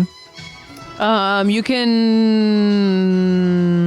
Or you can just log out of it. Yeah, you can just log out. You in. can just delete the app. yeah, and then you can just log back in, and then guess what? Boom, you're back, and then, you know. I think you can... No, I don't... I know you can delete your account. I don't know if you can, like, suspend it or pause it. But you Hey, can always you- just delete the app. Yeah. Yeah. Well, and thank you so much for the Try to question. replace it with good habits. Hopefully we helped out a little bit. Yeah. But see, again, reference. I have no idea what the hell that means. The hunk cat. But yeah, I'm gonna agree. Yeah, Jacob. That's how Yeah, I be. it's a funny cat that goes, huh? Huh? That's you. With I'm any sure reference. there's plenty of times in the podcast when Lexi and Zach both get into their awesome rhythm of just like We just make a being able to reference. go ahead and You'll do say like a different word and references. it'll just activate And it. I'm just like this. Like, what are they And then next thing doing? you know, I'm just gonna go ahead and read through my notes. You're like, okay, I don't know what they're doing, but yeah, me and Zach will just start, I don't know, Yeah. quoting something because we're chronically online. Yep. I am very much chronically online. It's bad. But you already recapped. We recapped, yeah. So, real quick, stick around because we will play Kyron's song again that he requested, and then also, like I said, we have an announcement to go ahead and make at the end of the episode. But yeah, so we'll continue on. This is episode 19 of season 3. This is The Basement, and this will be part 2 of our episode breakdown and discussion. And for now, we're gonna go ahead and just pause the music, and we will start the music again once we finish up with the story. All right. All right. You ready, Lex? Yep. All right, here we go. We continue the episode as the remaining 9 scouts here in Shiganshina now focus their attention to the basement cellar at Aaron and Mikasa's old childhood home. Aaron holds the basement key in his hand as we then focus on the stairs that lead to the cellar. We hear Aaron's father, Grisha, saying a quote that he says as early on in the first episode of Attack on Titan. This is the moment before Grisha leaves to acquire the founding Titan. Grisha tells Aaron, Aaron, behave while I'm gone, and I'll let you in on what I've been doing in the cellar. Agreed. We focus on that cellar door, but then we focus on the lock on that cellar door. We now get a memory of Aaron's mother, Carla, catching a young, rebellious Aaron trying to get into that cellar. Aaron, how many times have I told you to stay out of there? Young Aaron responds, I don't get why it's such a big deal. Carla explains, Because your father keeps his work tools down there. Medicine too. It's dangerous for children.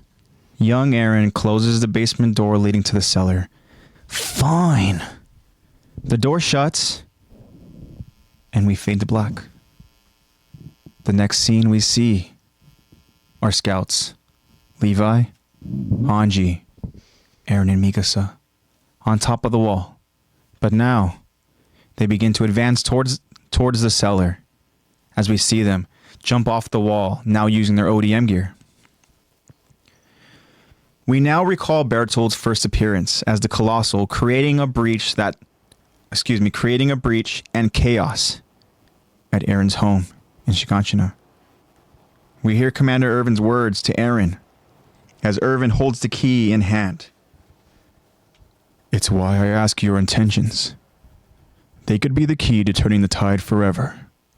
You could save us. We now recall a moment of Commander Irvin addressing his scouts on a stage. Intel suggests that the cellar of Jaeger's home in Shiganshina holds a vital secret regarding our enemy. We will form an expedition to find this secret. With that achieved, we may finally be able to break free from the Titans and bring an end to their 100-year reign. We see Armin with the remaining scouts waiting on top of the wall. Jean and Connie are both watching an injured Sasha as we see Flock as he stands alone waiting. Armin just looks out in the direction of Aaron's home. All right. Dang, so we're so going to go ahead and... Risha tells Aaron this like right before he's about to go take the founder, right? yeah. So when we watch it for the first time, it appears that Grisha is going to go ahead and go on a doctor visit, right? We understand that he's work trip. Dr. Yeager. He goes and he makes visits over to other homes, and what he does is, he goes out there and essentially like a traveling doctor. He treats people. We understand from his origin. He helped out with this kind of plague that hit the town. As a matter of fact, we understand even with Hannes medicine. Hannes is somebody who he almost lost his wife. We didn't even know that Hannes was married. But he's very thankful, as was the rest of the people over in that town, and Grisha became this well-known savior of a doctor that saved so many lives, and so now he is going on these doctor trips. Where in reality, he was given this mission by the previous Attack Titan to eventually go ahead and claim the founding Titan, right? And obviously that person being Aaron Kruger. Now, exactly, doctor trips, air quotes. But the thing, though, is when you actually analyze the words, knowing the context of really what Grisha's about to do. I mean, so he says, behave while I'm gone, and I'll let you in on what I've been doing in the cellar. Agreed. And when I go ahead and knowing what we know, that's almost like, I'll be back, Aaron, and then I'll show you the truth. The truth. Yeah. And not even Carla knows the truth, because you could tell that she has seen him obviously be like, no, don't go down there. Tamika and Aaron, don't go down there. I'm just going to go work down there. And he probably just told Carla, like, yeah, there's a lot of medicines and tools down there that could be really dangerous. That's a great point. I was going to go ahead and ask you. So that's why she probably enforces that, to be like, oh, yeah, well, Grisha said, my husband thinks it's really dangerous and he's down there all the time. So do we it's know? Probably even more dangerous for a child. Do you think, because we don't know, I don't think it's something that's ever, been answered, but do you think Carla knows what Grisha's doing down there? No. No chance, right? I don't think so. Now, do any of us know what Grisha's doing down there? No. Do we think that maybe he's trying to go ahead and go method and embrace the doctor role and really just actually, come up with medicine and stuff like that? We understand, and we see he obviously has, and we're going to go ahead and get to that point in a future episode, but it's one of those things where I'm like, okay, everything appears to be very, like a pharmacy where there's a lot of different medications. Because there probably is truth in don't go down there. There's dangerous tools and medicine. There's truth in that. But what do we think Grisha's doing that maybe isn't doctor related? I think the main thing is that there are secrets of his past life down there. So he wouldn't want anyone down there, even though he probably does do doctor stuff down there. He probably does. Well, he kind of has to, especially if he's visiting people, right? Yeah, he definitely does do his work down there. Yeah, but I think it's also an added combination of there are secrets in here that I don't want anyone to know. So that's why I'll just have all of my medicines down here, all my tools down here, and that'll be the reason why no one should come down here. Now, let me ask you though, because he is the person that injects Aaron, causing him to turn into Titan. Does Grisha know how to create the serum? Or that's something that he's held on to for so long? Oh yeah, that's a great question. How does he get the serum? When does Grisha ever receive the serum? Does he go ahead and I would say this isn't even the case, because he's literally about to go ahead and travel to the Rice family. So we can't say that he took it from the Rice family, unless that is a viable option. No, he could have taken it from him because he's there and after. But is this all just premonition? Is all stuff that he sees, much like Aaron sees stuff happening, sees stuff play out? Probably not. Well, my thing is because there was a lot of fear. Unless, again, he's just a great actor, but there's fear that we see from Grisha when he finds out that there's a breach, right? Doesn't he see Aaron and he asks him about his mother, about his mom?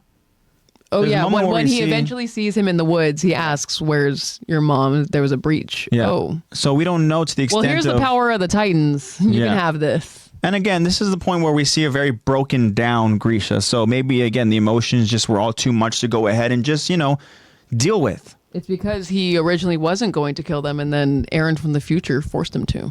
So I would be a little shaken up if that happened to me too. Yeah, that's a great point as well. But I guess just kind of trying to hypothesize on secrets. And again, Jacob is talking about the secret. It would be the picture of him. Right? Yeah, his past life with him, Zeke and it was not Frida. It is Dinah. Yeah. I almost said Carla. I was like, Carla's upstairs. Yeah. Aaron is. That would be a weird photo. Him, Carla, and Yeah, I know. Zeke. Exactly. That'd be. Well, I mean, at that point, you think that there is this son who is, like what happened to this son or whatever. What happened Not to Zeke? illegitimate, but Like that'd be a whole different origin story for Zeke. that's crazy thinking about the characters that I've never met. Yeah. Well, technically, Dinah and Carla did meet. That's true. I was thinking think more about of it. Carla and Zeke, but Yeah, that's true. They never Carla met. and Zeke never met. They never met. No. And then, yeah, that's crazy. Yeah. But I mean, so I was trying to think about like, man, is somehow Grisha being a doctor and able to go and come up with medicine? Is he able somehow to replicate this serum? And then if that is the case, and man, I don't that think would have been so. such a huge resource, to go ahead and have. Because then we wouldn't be in a situation with having to choose between Irvin, baby girl. having to choose between, Armin. Because then we would have had, some other serum. Can you imagine if they made it over to the cellar prior to that decision? All of a sudden they end up, oh wow, there's more of this serum. Mm-hmm. Go quick, go get Irvin. Is he still? Yeah. Is he still breathing? He's still here. No. At that point, Hanji's like, no, I lifted his eyes. And then he's like, no, he's dead. He's dead. He's gone. And then think about what Levi would feel. And What be happens like, if you inject a dead body with Titan serum? Nothing? I don't know, and I don't think I would want to find out. I don't think Yeah. I want a zombie Titan running around. I know. That would be weird. Can you imagine if you just create like a zombie Titan warrior? Next thing An you know, undead warrior. yeah. Oh my gosh. Yeah, I don't. Or what if it's even just maybe it could be end up becoming an abnormal. You never know. Yeah, and not able to. Well, because then would they be able to eat a Titan warrior? Or a Titan user? I don't know. That's such a strange idea. Yeah, inject. I feel like nothing would happen. But I did just put it in the notes, so maybe it's a Q&A and you guys can answer. Yeah, maybe. So start thinking about it, guys. What happens if you inject a dead person with the Titan serum? Yeah.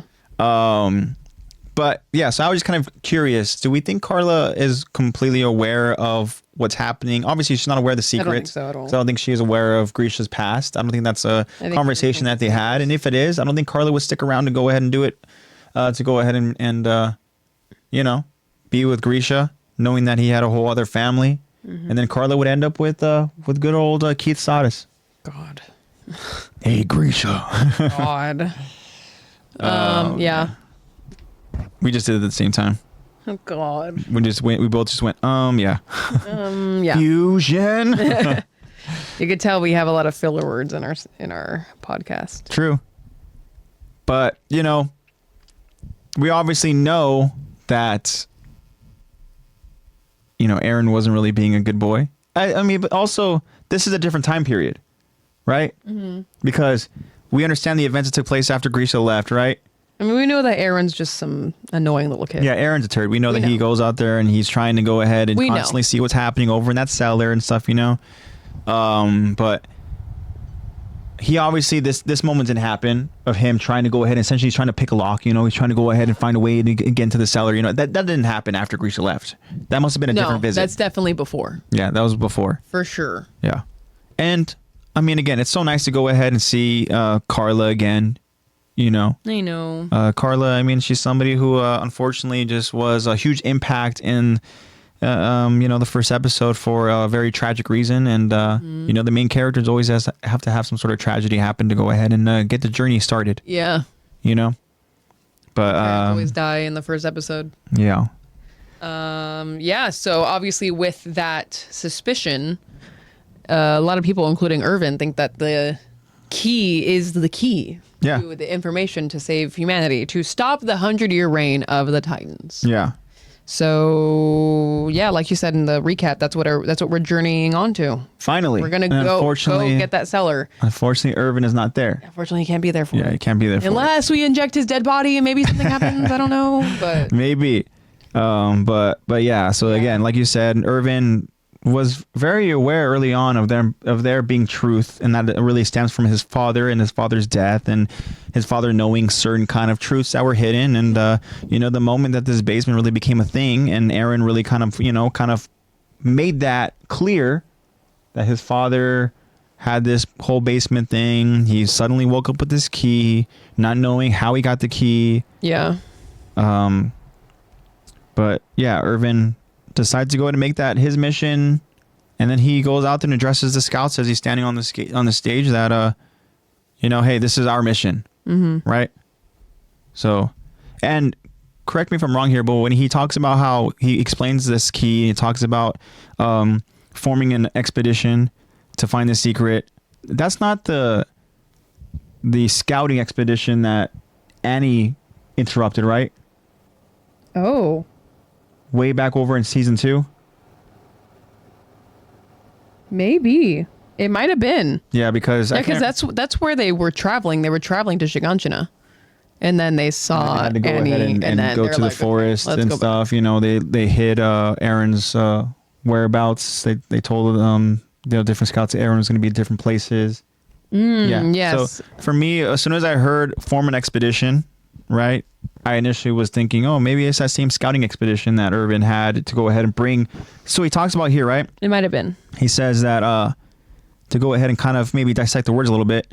Right, it says intel suggests that the cellar of Jaeger's home in Shiganshina holds a vital secret regarding our enemy, and that's information that he received from Aaron himself.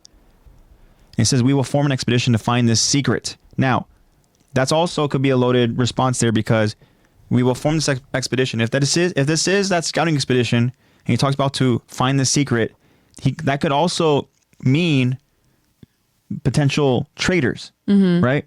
To go ahead and find this secret. Maybe we're doing this expedition to find the secret. Maybe we're doing this expedition to go ahead and reveal the traitor. Yeah. You know, again, I'm kind of just thinking out loud Find here. the truth. You know, with not even being fully aware that this is the expedition that that Irvin is referring to. But again, he closes saying we may finally be able to break free from the Titans and bring an end to their 100-year reign, just like Lexi had mentioned. And again, 100 years of Titans kind of just constantly winning. I mean, that's pretty crazy. You know, for the longest time, again, we saw early on that you think you're safe inside the walls. I mean, shoot, those garrison soldiers are like, huh? Nah, nothing's going to happen. Yeah. Next thing you know, something happens. Nobody's prepared, right? Yeah. Now, we're talking about 100 years of just Titans constantly winning, and that's without them even getting inside the walls. That just means every single freaking scout expedition outside fail. Yeah, wasn't good. Failure. That's why, you know, people were complaining about their tax dollars when they returned, and they were so mad.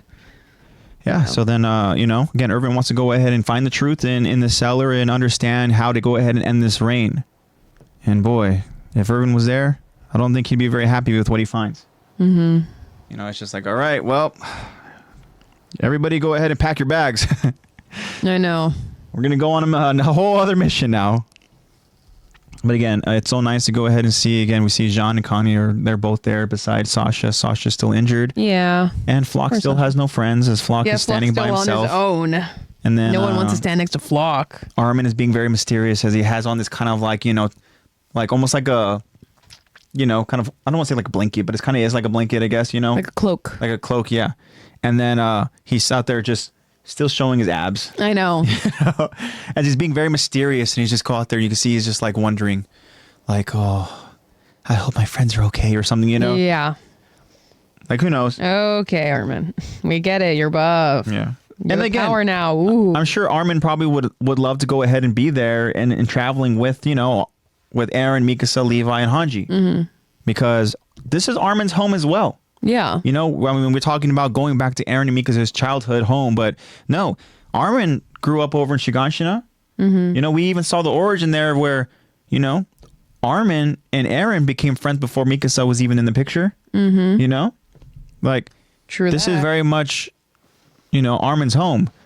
Mikasa didn't go ahead and join Shiganshina until, unfortunately, you know, she was essentially adopted by Grisha and Carla, and that's because of the unfortunate, you know, murdering of her parents. Yeah. Because of some traffickers for sure. And shout out to Aaron again for. Is there a reason why he's staying back? Is it for like? Well, I think what it is too is that like training? I think it'd be difficult to go ahead and have somebody who is the colossal Titan not being fully can control their powers. That's true. Go out there on this mission, and then what happens if all of a sudden he becomes scared? What if we talked about the spoon moment? What happens if all of a sudden, you know, the emotions of going back to this home, and seeing traveling, the truth suddenly activates something and he explodes? You just never know. I mean, I guess you know it's better to be safe than sorry. That's true. You know, but again, they don't have any maybe leaders. they will no, because Hanji won't be there, so there probably isn't going to be any Titan training. No, well, because I'm saying that, like, I think to your point too is like, I mean, they're pretty much trusting maybe Jean, because they don't have another leader over there. Yeah. You know, it's pretty much just Don't have you know, anyone as smart as Armin. the kids in class are controlling the room right now. You know. Yeah. Unless somehow Flock thinks that he's the one kind of would say, because He's not. his only friend appears to be Jacob. Yeah. Sorry. But yeah, so that's kind of what happened there, and we'll go ahead and we'll cover this next portion here of the episode. Yup. All right. Ready, Lex? Yeah. Okay. Let's go. We continue as we now see a determined and focused Eren leading the way, as of course Mikasa stays close behind. Hanji and Levi follow, prepared to reveal the truth in the cellar. They slowly walk through the ghost town of Shigashina, as we see remnants of what used to be memories of life. As Hanji and Levi observe, Levi says, "Well, take us to your house." Eren responds, "Yeah, right." Eren and Mikasa lead, as again Hanji and Levi follow. And as we get this point of view shot of following Eren and Mikasa, we get a reminder of them just running through this village as kids, surrounded by so much life. We see people buying groceries from assorted merchants. We get a look at youthful Eren running with a smile on his face. But then we return to present Eren, blankly staring at what used to be. They pass by destroyed homes, a demolished courtyard, and then they come across a familiar memory. They notice a couple of empty chairs surrounded by a crate. And then Eren and Mikasa remember Hannes and his fellow garrison soldiers, just drinking, playing pinochle without a care in the world. And in this memory, Hannes notices Eren and Mikasa. He turns to smile and wave at them. The memory continues as Hannes points a young Eren and Mikasa in the direction of Carla, Eren's mother. She is seen walking home with a basket of groceries. And then she turns that corner. And as a young Eren and Mikasa chase after her, the memory then turns to the nightmare that was a young Eren and Mikasa rushing home after the Titan attack. We recall the devastation that occurred that day. We get that fearful Eren running and turning that corner again. And as we return to present to see Eren and Mikasa slowly walking to where their home used to be, we can still hear the fearful panting from young Eren running to help his mother in the background. And then Hanji asks, Is this the place? we see a bird take off flying.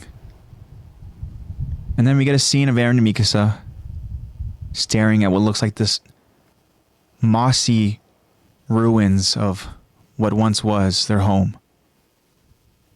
The look on Eren's face is heartbreaking as he tries so hard to keep a brave face, not showing any emotion. They walk closer to their home and they stumble upon something. Eren and Mikasa notice Carla's shoe covered with bloodstains. Eren stares at the shoe and then he looks up into the sky. Eren remembers his younger self asking his father, "Hey Dad, when will you show me what's in the cellar?" Grisha answers while he reads a newspaper, "Well, perhaps when you've realized the most important thing of all." Eren now remembers his mom on the balcony placing laundry out to dry. Eren and Mikasa stare as the camera now pans up towards the bright cloudy skies. To be continued. Dang, I could only imagine what Aaron and Mikasa are feeling. Because even just imagine going back to like your old house that you used to live in, like your childhood house. Like you get memories just from like being by like your childhood house that you moved out of. Imagine like what Aaron and Mikasa are going through, seeing their house that's now in ruins, knowing what happened, the tragedy of what happened, and finding your mother's shoe all bloody. That's tough. That's tough because the last time they were over in this location was when they witnessed Carla, Aaron's mother, being, murdered, being devoured. Mm-hmm. And that's why I go ahead and describe the emotion that Aaron is clearly fighting. It's tough. He could tell. I can't even imagine. And even just the way they go ahead and they really symbolize from past to the present. Mm-hmm. Moments of when we go ahead and we see, just. And let's not forget that this location here is what, people closer inside the walls would refer to as poverty. Mm-hmm. But these are very, these are people who appreciate simple things, and this is their life. And we see them and how happy they are. They don't have nice clothes on. They kind of have what they have. Mm-hmm. But, they go still enjoying life. We see them with smiles on their face, going about their days, purchasing groceries. Some are having fun playing pinochle and getting drunk. Maybe who shouldn't, exactly. But that's beside the point. But then again, it goes to show, just again, you talk about the happiness, right? Mm-hmm. Hannes goes out there and he notices those youthful kids, and he, it almost like it brightens his day to go ahead and see those rambunctious kids. Mm-hmm. And he goes out there and he waves at them. Yeah. Your mother's go help your mom. And it's and it's something Jacob's talking about here, where he's talking about like the underground. Yeah, the underground is essentially the slums. That's where brokest of broke. Yeah, unfortunately. And I think a lot of then they put a lot of like refugees there too as well. Yeah. But I think that's also after the fact as well. But yeah, for people who lived in the underground, those were probably the worst conditions you can go and live under. But the reason I'm talking about poverty with Shiganshina is because when you go and you see the map, right, and you have the outer wall, like it has little branches of districts that are extended outside of that outer wall. And that's essentially where Shiganshina was. They were one of those little outer districts, which means you're even closer to... The more outer you are, the less safe you are, which means the cheaper that it is. Yeah. And that's why the innermost circle, Walsina, is where all the rich people live, because that's the safest. Yeah. It's the most protected, so it's the most expensive. Yeah. So it was really difficult kind of just going and seeing, what the lifestyle was, how life was, how times were simple, how the littlest of things, people appreciated, even just like, just the little food that they had. Mm-hmm. The little markets, their little flea markets and stuff. Yeah, the little flea markets. It's cute. Carla obviously was, she obviously was a great mother. Seemed like she always made sure that, the kids had whatever they needed. Obviously, she put the kids to work because they would go ahead, and we saw at the start of the episode, in episode 1, I mean, she had the kids go out there searching for firewood.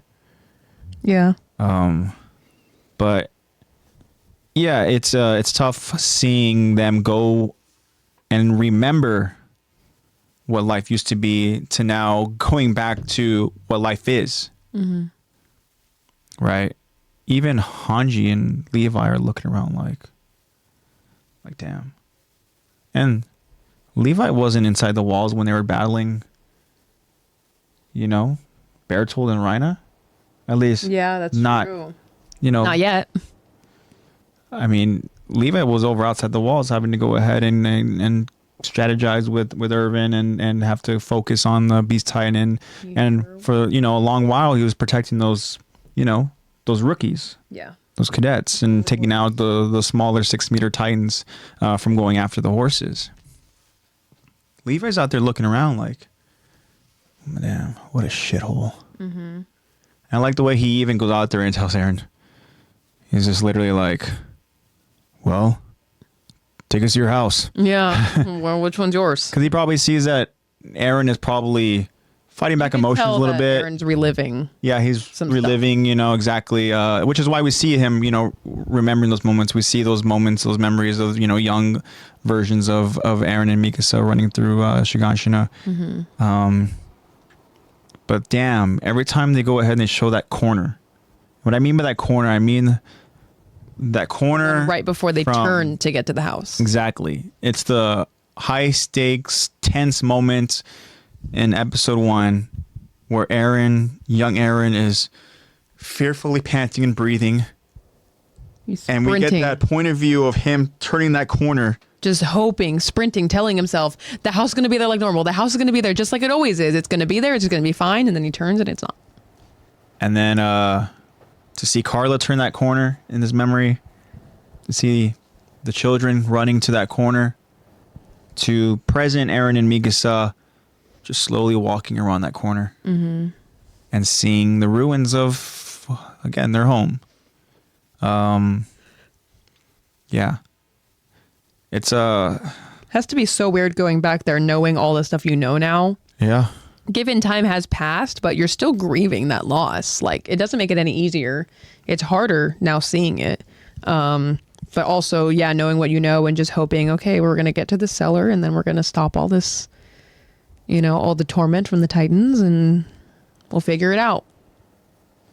And yeah, when they go and they reach the home, you know, Hanji's literally like, is this it? You're like, this is your home? Like, damn. Yeah, it's in rubble. I know. You know, and again, you go out there and you see it's, you know, obviously very much destroyed. There's this freaking massive, like, boulder that's literally on the home. And yeah, it's just, it's very, it could be very, yeah, just jarring to go ahead and see from somebody who didn't experience it. Obviously, it's, you know, tragic and life-changing being a part of it, but from an outside perspective and for somebody who wasn't there, Hanji's probably thinking like, wow, so this is what happened. Yeah. You know? The destruction. I think adult Aaron would be indifferent because he'd be like, oh, well, I sent the Titan. So, oh, well, I guess I did this. I think that adult Aaron would be way more cold and numb to all of this. Yeah, I think yeah. We don't know how many realities he's had to go ahead and fight through in his mind and know how many different obstacles he's had to go ahead and face to just go ahead and, you know, make things play out the way he wants them to. And, you know, exactly like Lexi said, we go ahead and we learn later on what Aaron does to go ahead and cause everything. Yeah.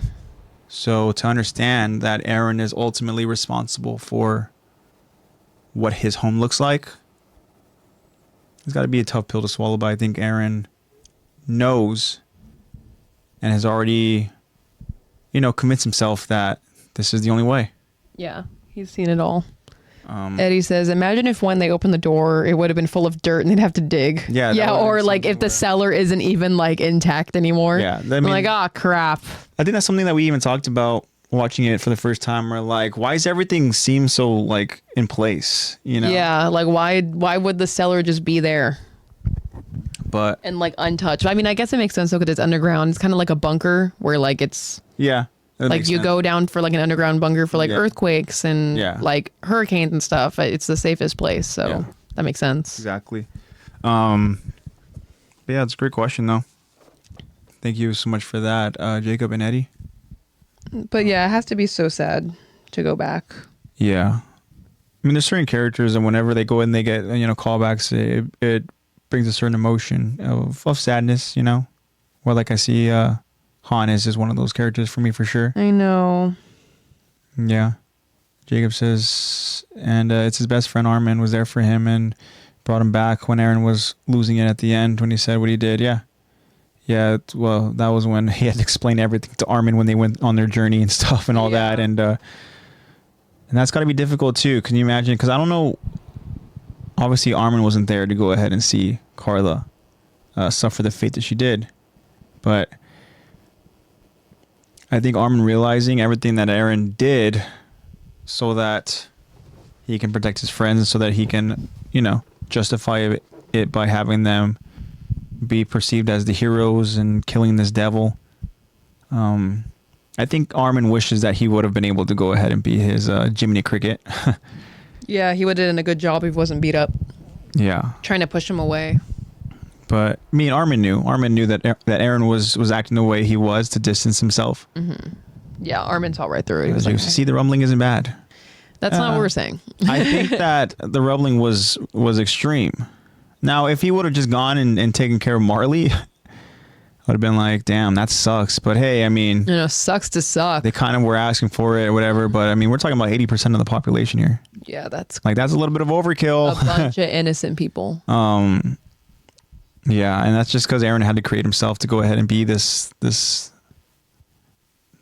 monster. But yeah. But again, to that same point though, Agabi is the first to go. Yeah. But yeah, to that point, you also mentioned, Jacob, about Armin. I mean, like, it's like, do we think it's difficult for Armin just to stay back? Granted, he is his Titan now. Maybe they're, again, trying to be mindful that he doesn't go ahead and suddenly transform and destroy and kill everybody. He probably was just trying to think solely logical, trying to use logic over his emotions, just thinking like, okay, it's safest if I stay here. But his emotions were probably like, please, I want to go. Yeah. I want to And do you think but that maybe he was also thinking maybe it's best if I don't go because he's a very sensitive guy. So he's like, maybe if I don't go, I think won't be that, so sad. obviously Armin probably wants to be there for his friends, but yeah, like you said, logically he understands that, like, he's in no shape to go ahead and be traveling anyways. He's got to go ahead and kind of just regain his strength, and yeah, there's no reason for him to go on any missions without any sort of training. Give him at least some breathing exercises, for crying out loud. Yeah. I do have a question. Mm-hmm. What do you think Grisha means when he says that Yeah. I'll show you. Yeah, this is what we wanted to talk about. I'll show you the cellar when you realize the most important thing of all. Yeah. You know what? This is something that I thought about, and I don't know if I had a legitimate answer, because trying to understand what the most important thing of all is tricky with how this series plays out. I know, because there's a lot of little truths and a lot of important things, little truths, little important things that we see throughout the series. And this is another potentially but which good one do we Q&A. think Grisha means? Yeah. And you guys can go ahead and let us know now, and if you guys want to go ahead and respond into further detail over if we do this as a Q&A. But yeah, what do we think when Grisha tells a young Eren, who obviously wants to see the cellar? We understand that he's, crazy about seeing what's in that cellar. But what does Grisha mean when he says, perhaps I'll show you when you've realized the most important thing of all? For me personally, is that freedom? Yeah, I was going to say, for me personally, I think he's referring to freedom. How we need to be free, and instead of just being... Well, just being kind of... fodder. Yeah. The term that they use a lot in the first season. Yeah.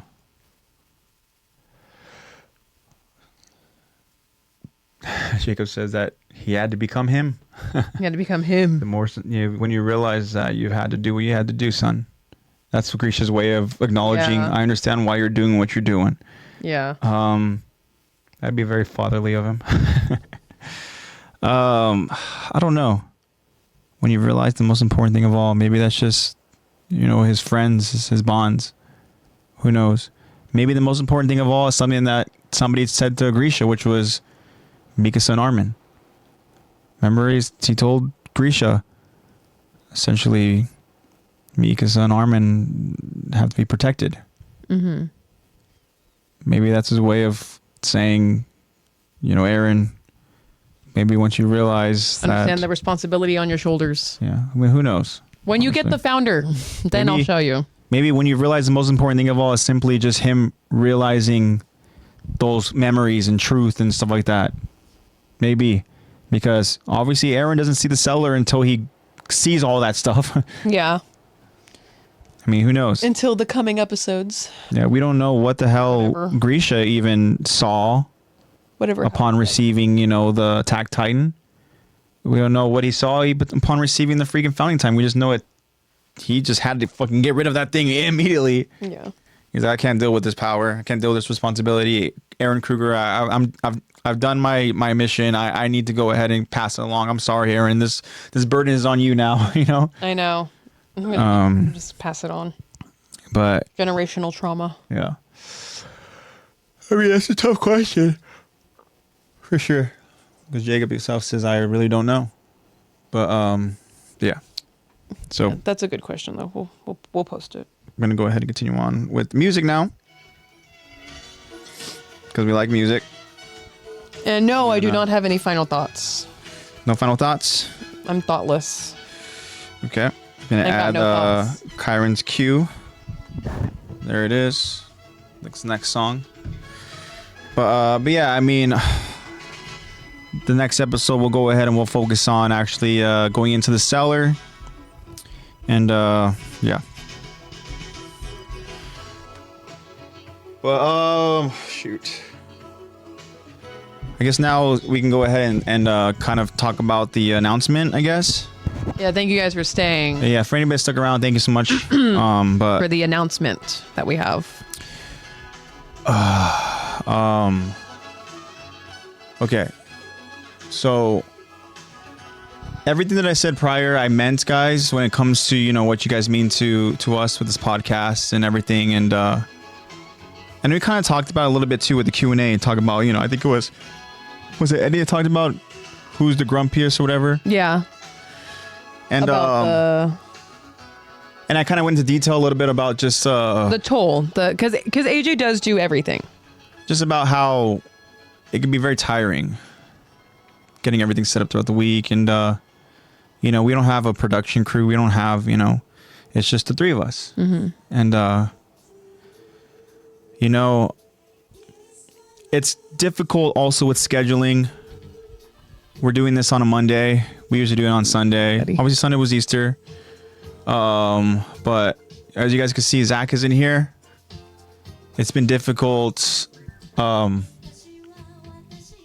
trying to get Zach to be here in the podcast because, you know, we love Work Zach. and everything. That's why our past couple episodes have been earlier, Yeah. and it's hard. We all have lives and we all have our own. So it's Zach's in Japan and we're glad he's in Japan and Zach's having a great time there. I've texted with him a little bit but Zach also has other, you know, travel aspirations and we don't want to prevent him from doing that. And at the same time, you know, we also have a life as well. And you know, it's been tough, guys. I'm not gonna lie. A lot of hard work. And we do appreciate you guys so much. And you guys know that I love you guys so much. And that's why it's hard to do this. But I think we're kind of just exhausted a little bit. The unfortunate announcement I wanted to make was that I think we're going to be done after season 3. Which means we still have a few more episodes to do. Right? We looked it up and we have, there's 22 episodes? There's 22. We're on 19 we're on right 19. now. We do 3 parts per episode, so we still have, you know, probably like 2 months.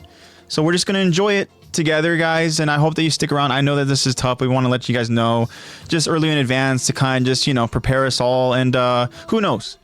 Maybe we decide to come back to do season 4. We just need kind of a break. It's been tough, guys. Just planning everything. But yeah, we're so thankful for you guys, and I also want to say April Fools. Yeah, we're just kidding. We're gonna do this forever. You guys thought that we were leaving? You guys thought that this was no way. Guess what, You're Kyron? never getting rid of us. You got again. It's sad news, but I totally understand. And know we'll be here waiting for you guys to return. I love you guys so much. We're not going anywhere. Look, the podcast. We're just kidding. We're just kidding. And when I say it's been tough scheduling, like, no, guys, look, the podcast is all fun. Okay. We got a text from our friend Marco. Marco says, "What?" And then 2 minutes later goes, "Okay, fuck y'all." So you do care, guys. You do care. It is you April do. Fool's Day. I couldn't go ahead and do this podcast without trying to get you guys at least once. I got too with the whole freaking announcements of the AOT other stuff, and I was thinking, Everything. I literally told Lexi, I was like, hell yeah, we got more content to cover. Yeah, we got excited. And I was like, wait a minute. Jacob, fuck you. I was gonna cry. I know. I feel so bad. I know that was because we did end up rescheduling because yesterday was Easter. So we're like, okay, yeah, let's do it Monday. And I was like, oh, it's April Fool's on Monday. Yeah, and that's when we started thinking a little bit. It is. And I was like, oh, we should say something. What should we do? Yeah, I know it's evil, but we wanted to make it a good April Fool's joke, and we're glad. But thank you, Kyron, for being so understanding. Yeah, that Kyron, was so sweet. Yeah, but no, guys, we're not going anywhere. There's still so much AOT to cover, and we hope that we get more content. Like, that's why I was excited when Lexi sent me those apparently April Fool stuff about miniseries and backstory and stuff. Guessing it's April Fool's. But yeah, because I looked it up online and there wasn't anything of any, announcements and stuff like that. Normally, whenever you announce it, other articles are going to go ahead and cover and stuff. Yeah, usually there's others, but I haven't seen anything else. So. But yeah, you got me. If you guys go and scroll up in chat, you can go ahead and see. AJ is a pretty good actor, that Zebra Cakes was a little bit in the know. Obviously, I told my girlfriend about it a little bit. Mm-hmm. So she went the freaking laughing my fucking ass off. I know.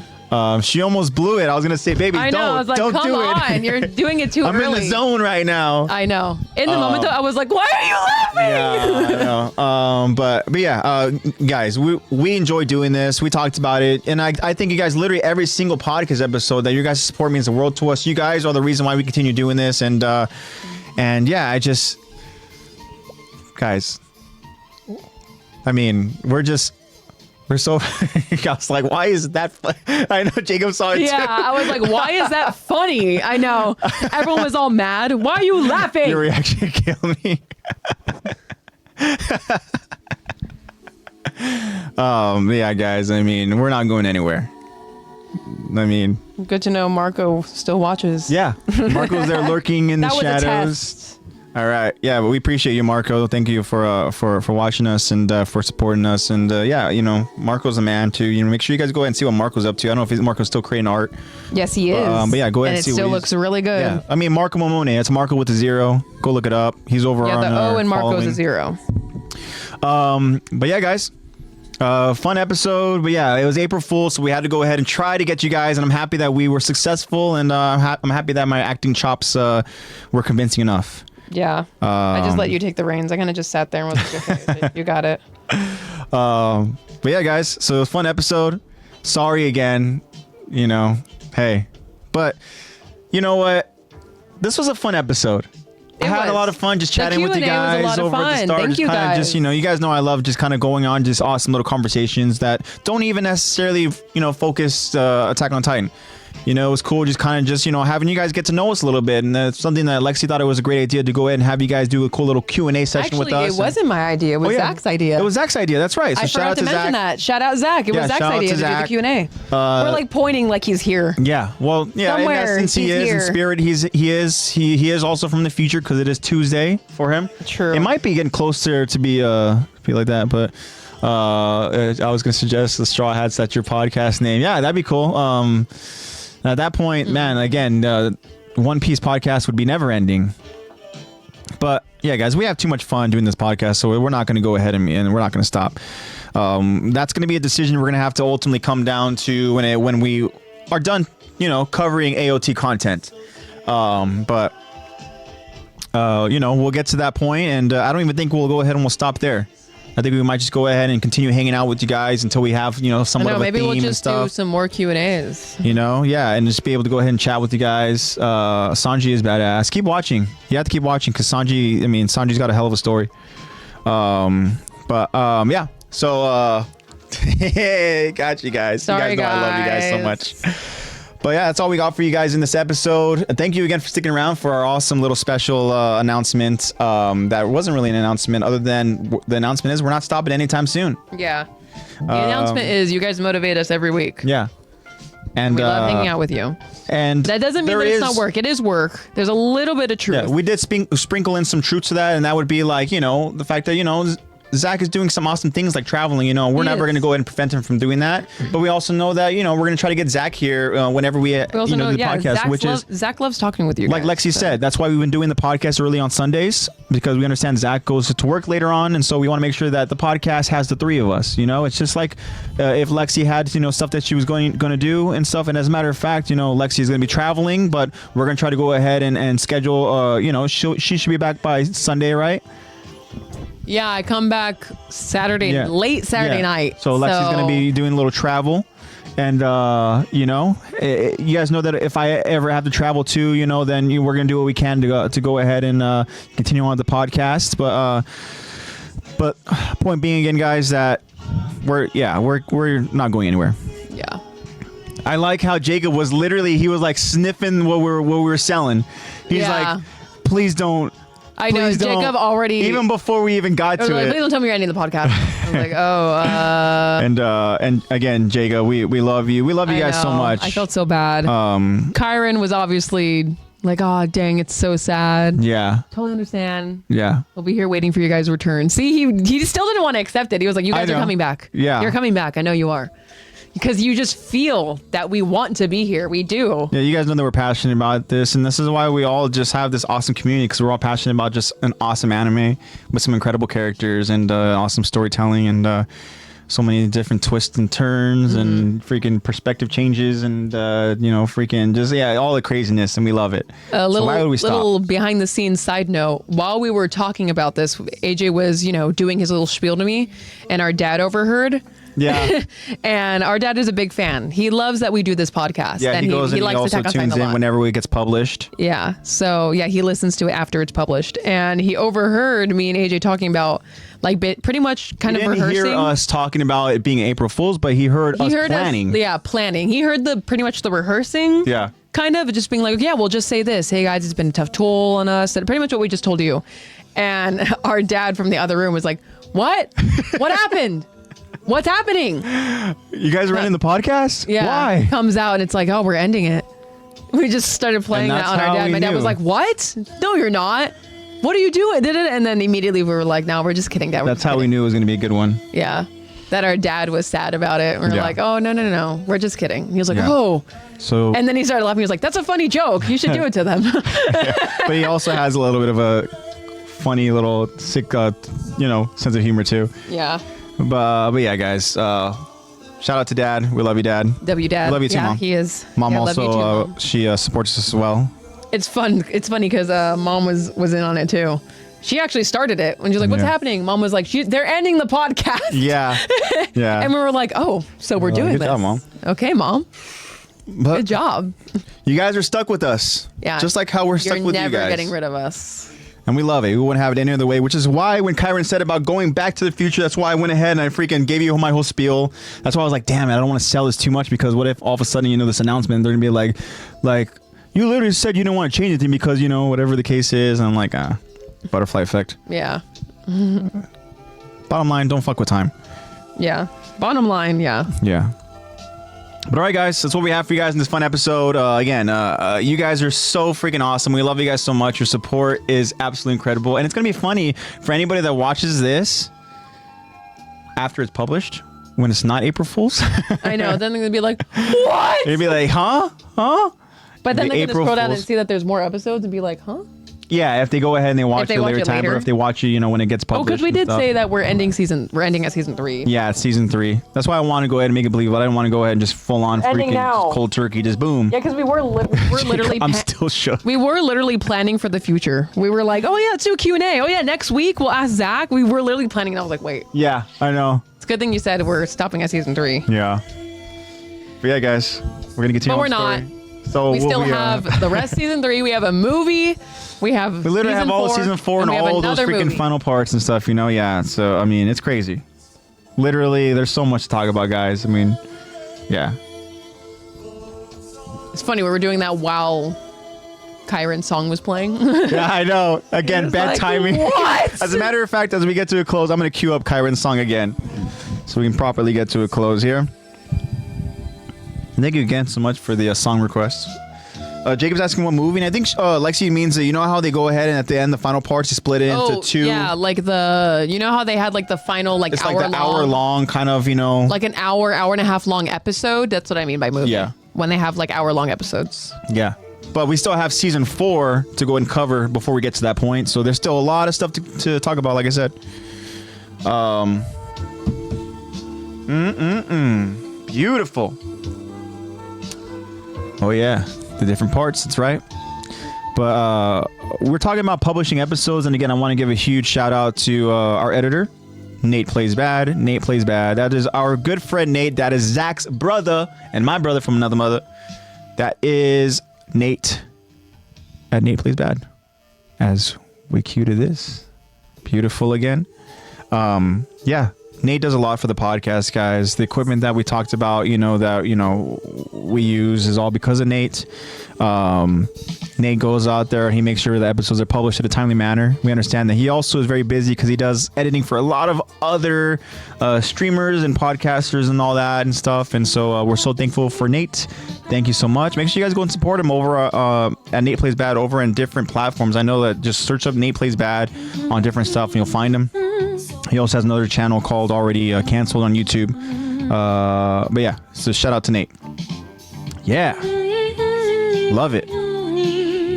So, as Lexi said, she comes back Saturday night. Yeah. You're leaving tomorrow.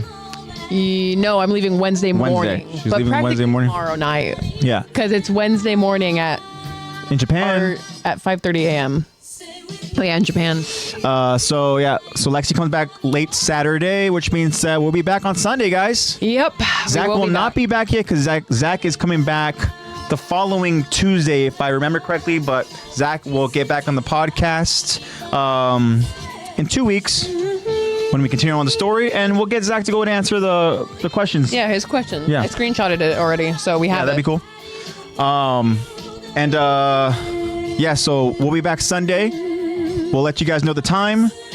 Make sure you guys go ahead and follow us on Instagram if you guys do not, at Attack to Talk Podcast, for all of your updates. Also, you guys will get the Q&As, and we'll try to come up with a poll question. Poll questions have been a little bit tricky to go ahead and kind of come up with some stuff. Yeah, it's Plus, hard to have options. We've been getting inspired with some cool Q&As like we talked about. This last one was courtesy we might of Zach. just do another two Q&As. Yeah, because we got two good ones. ones. We have 2 ideas.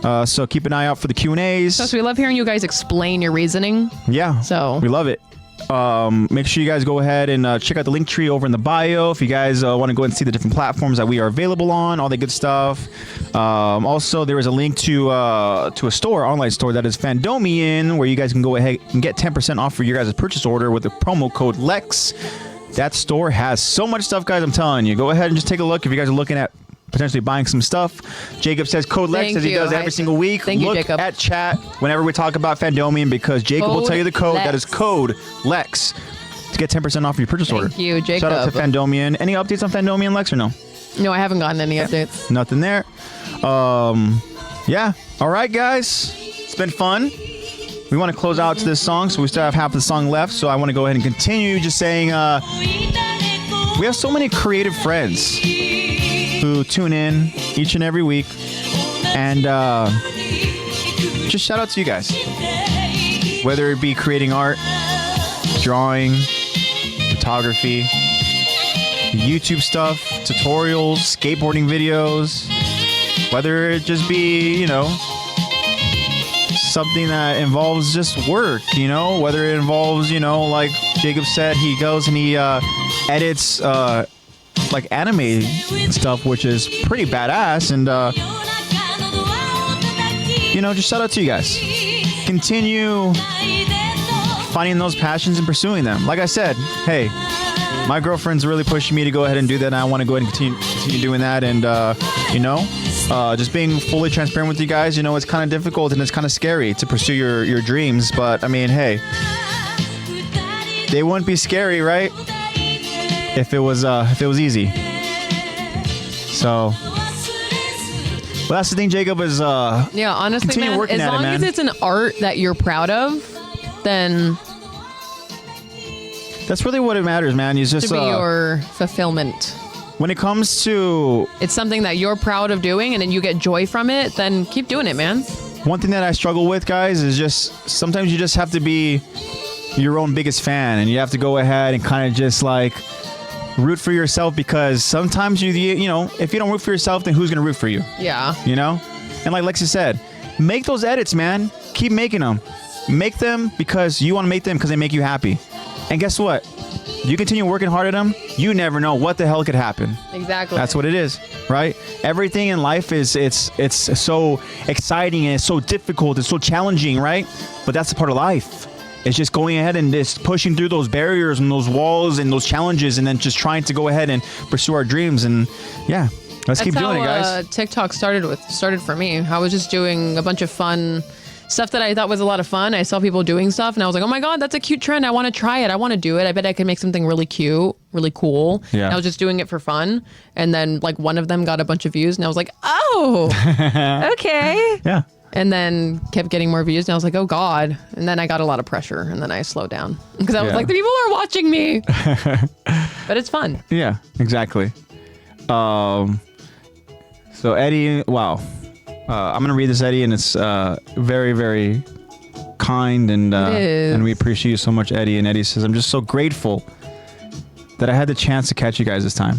I've been busy working. Unfortunately, I do work on Sundays, but I try to listen in my headphones, and then I do use my phone for work, so it's a little challenging, but seriously, you guys are awesome. And Eddie, again, anytime you take the time to go ahead and just support us, man, listen to us, and even just, you know, go ahead and chat with us. I mean, it's obviously a pleasure. Eddie's an OG day one, and we're so grateful for you, Eddie, and we're so thankful for your support. And again, Eddie's another incredibly talented individual who, you know, we're just been so fortunate to go ahead and kind of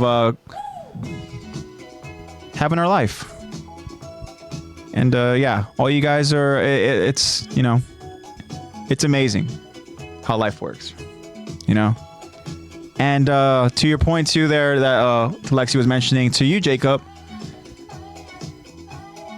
you know, hey, the podcast and creating it was a difficult thing. It was a struggle. And if we didn't go ahead and push ourselves to go ahead and do it, we wouldn't be here. True. So just go ahead and continue doing it. Continue working at it. And you never know. I never thought that I'd go ahead and have such an awesome community of friends.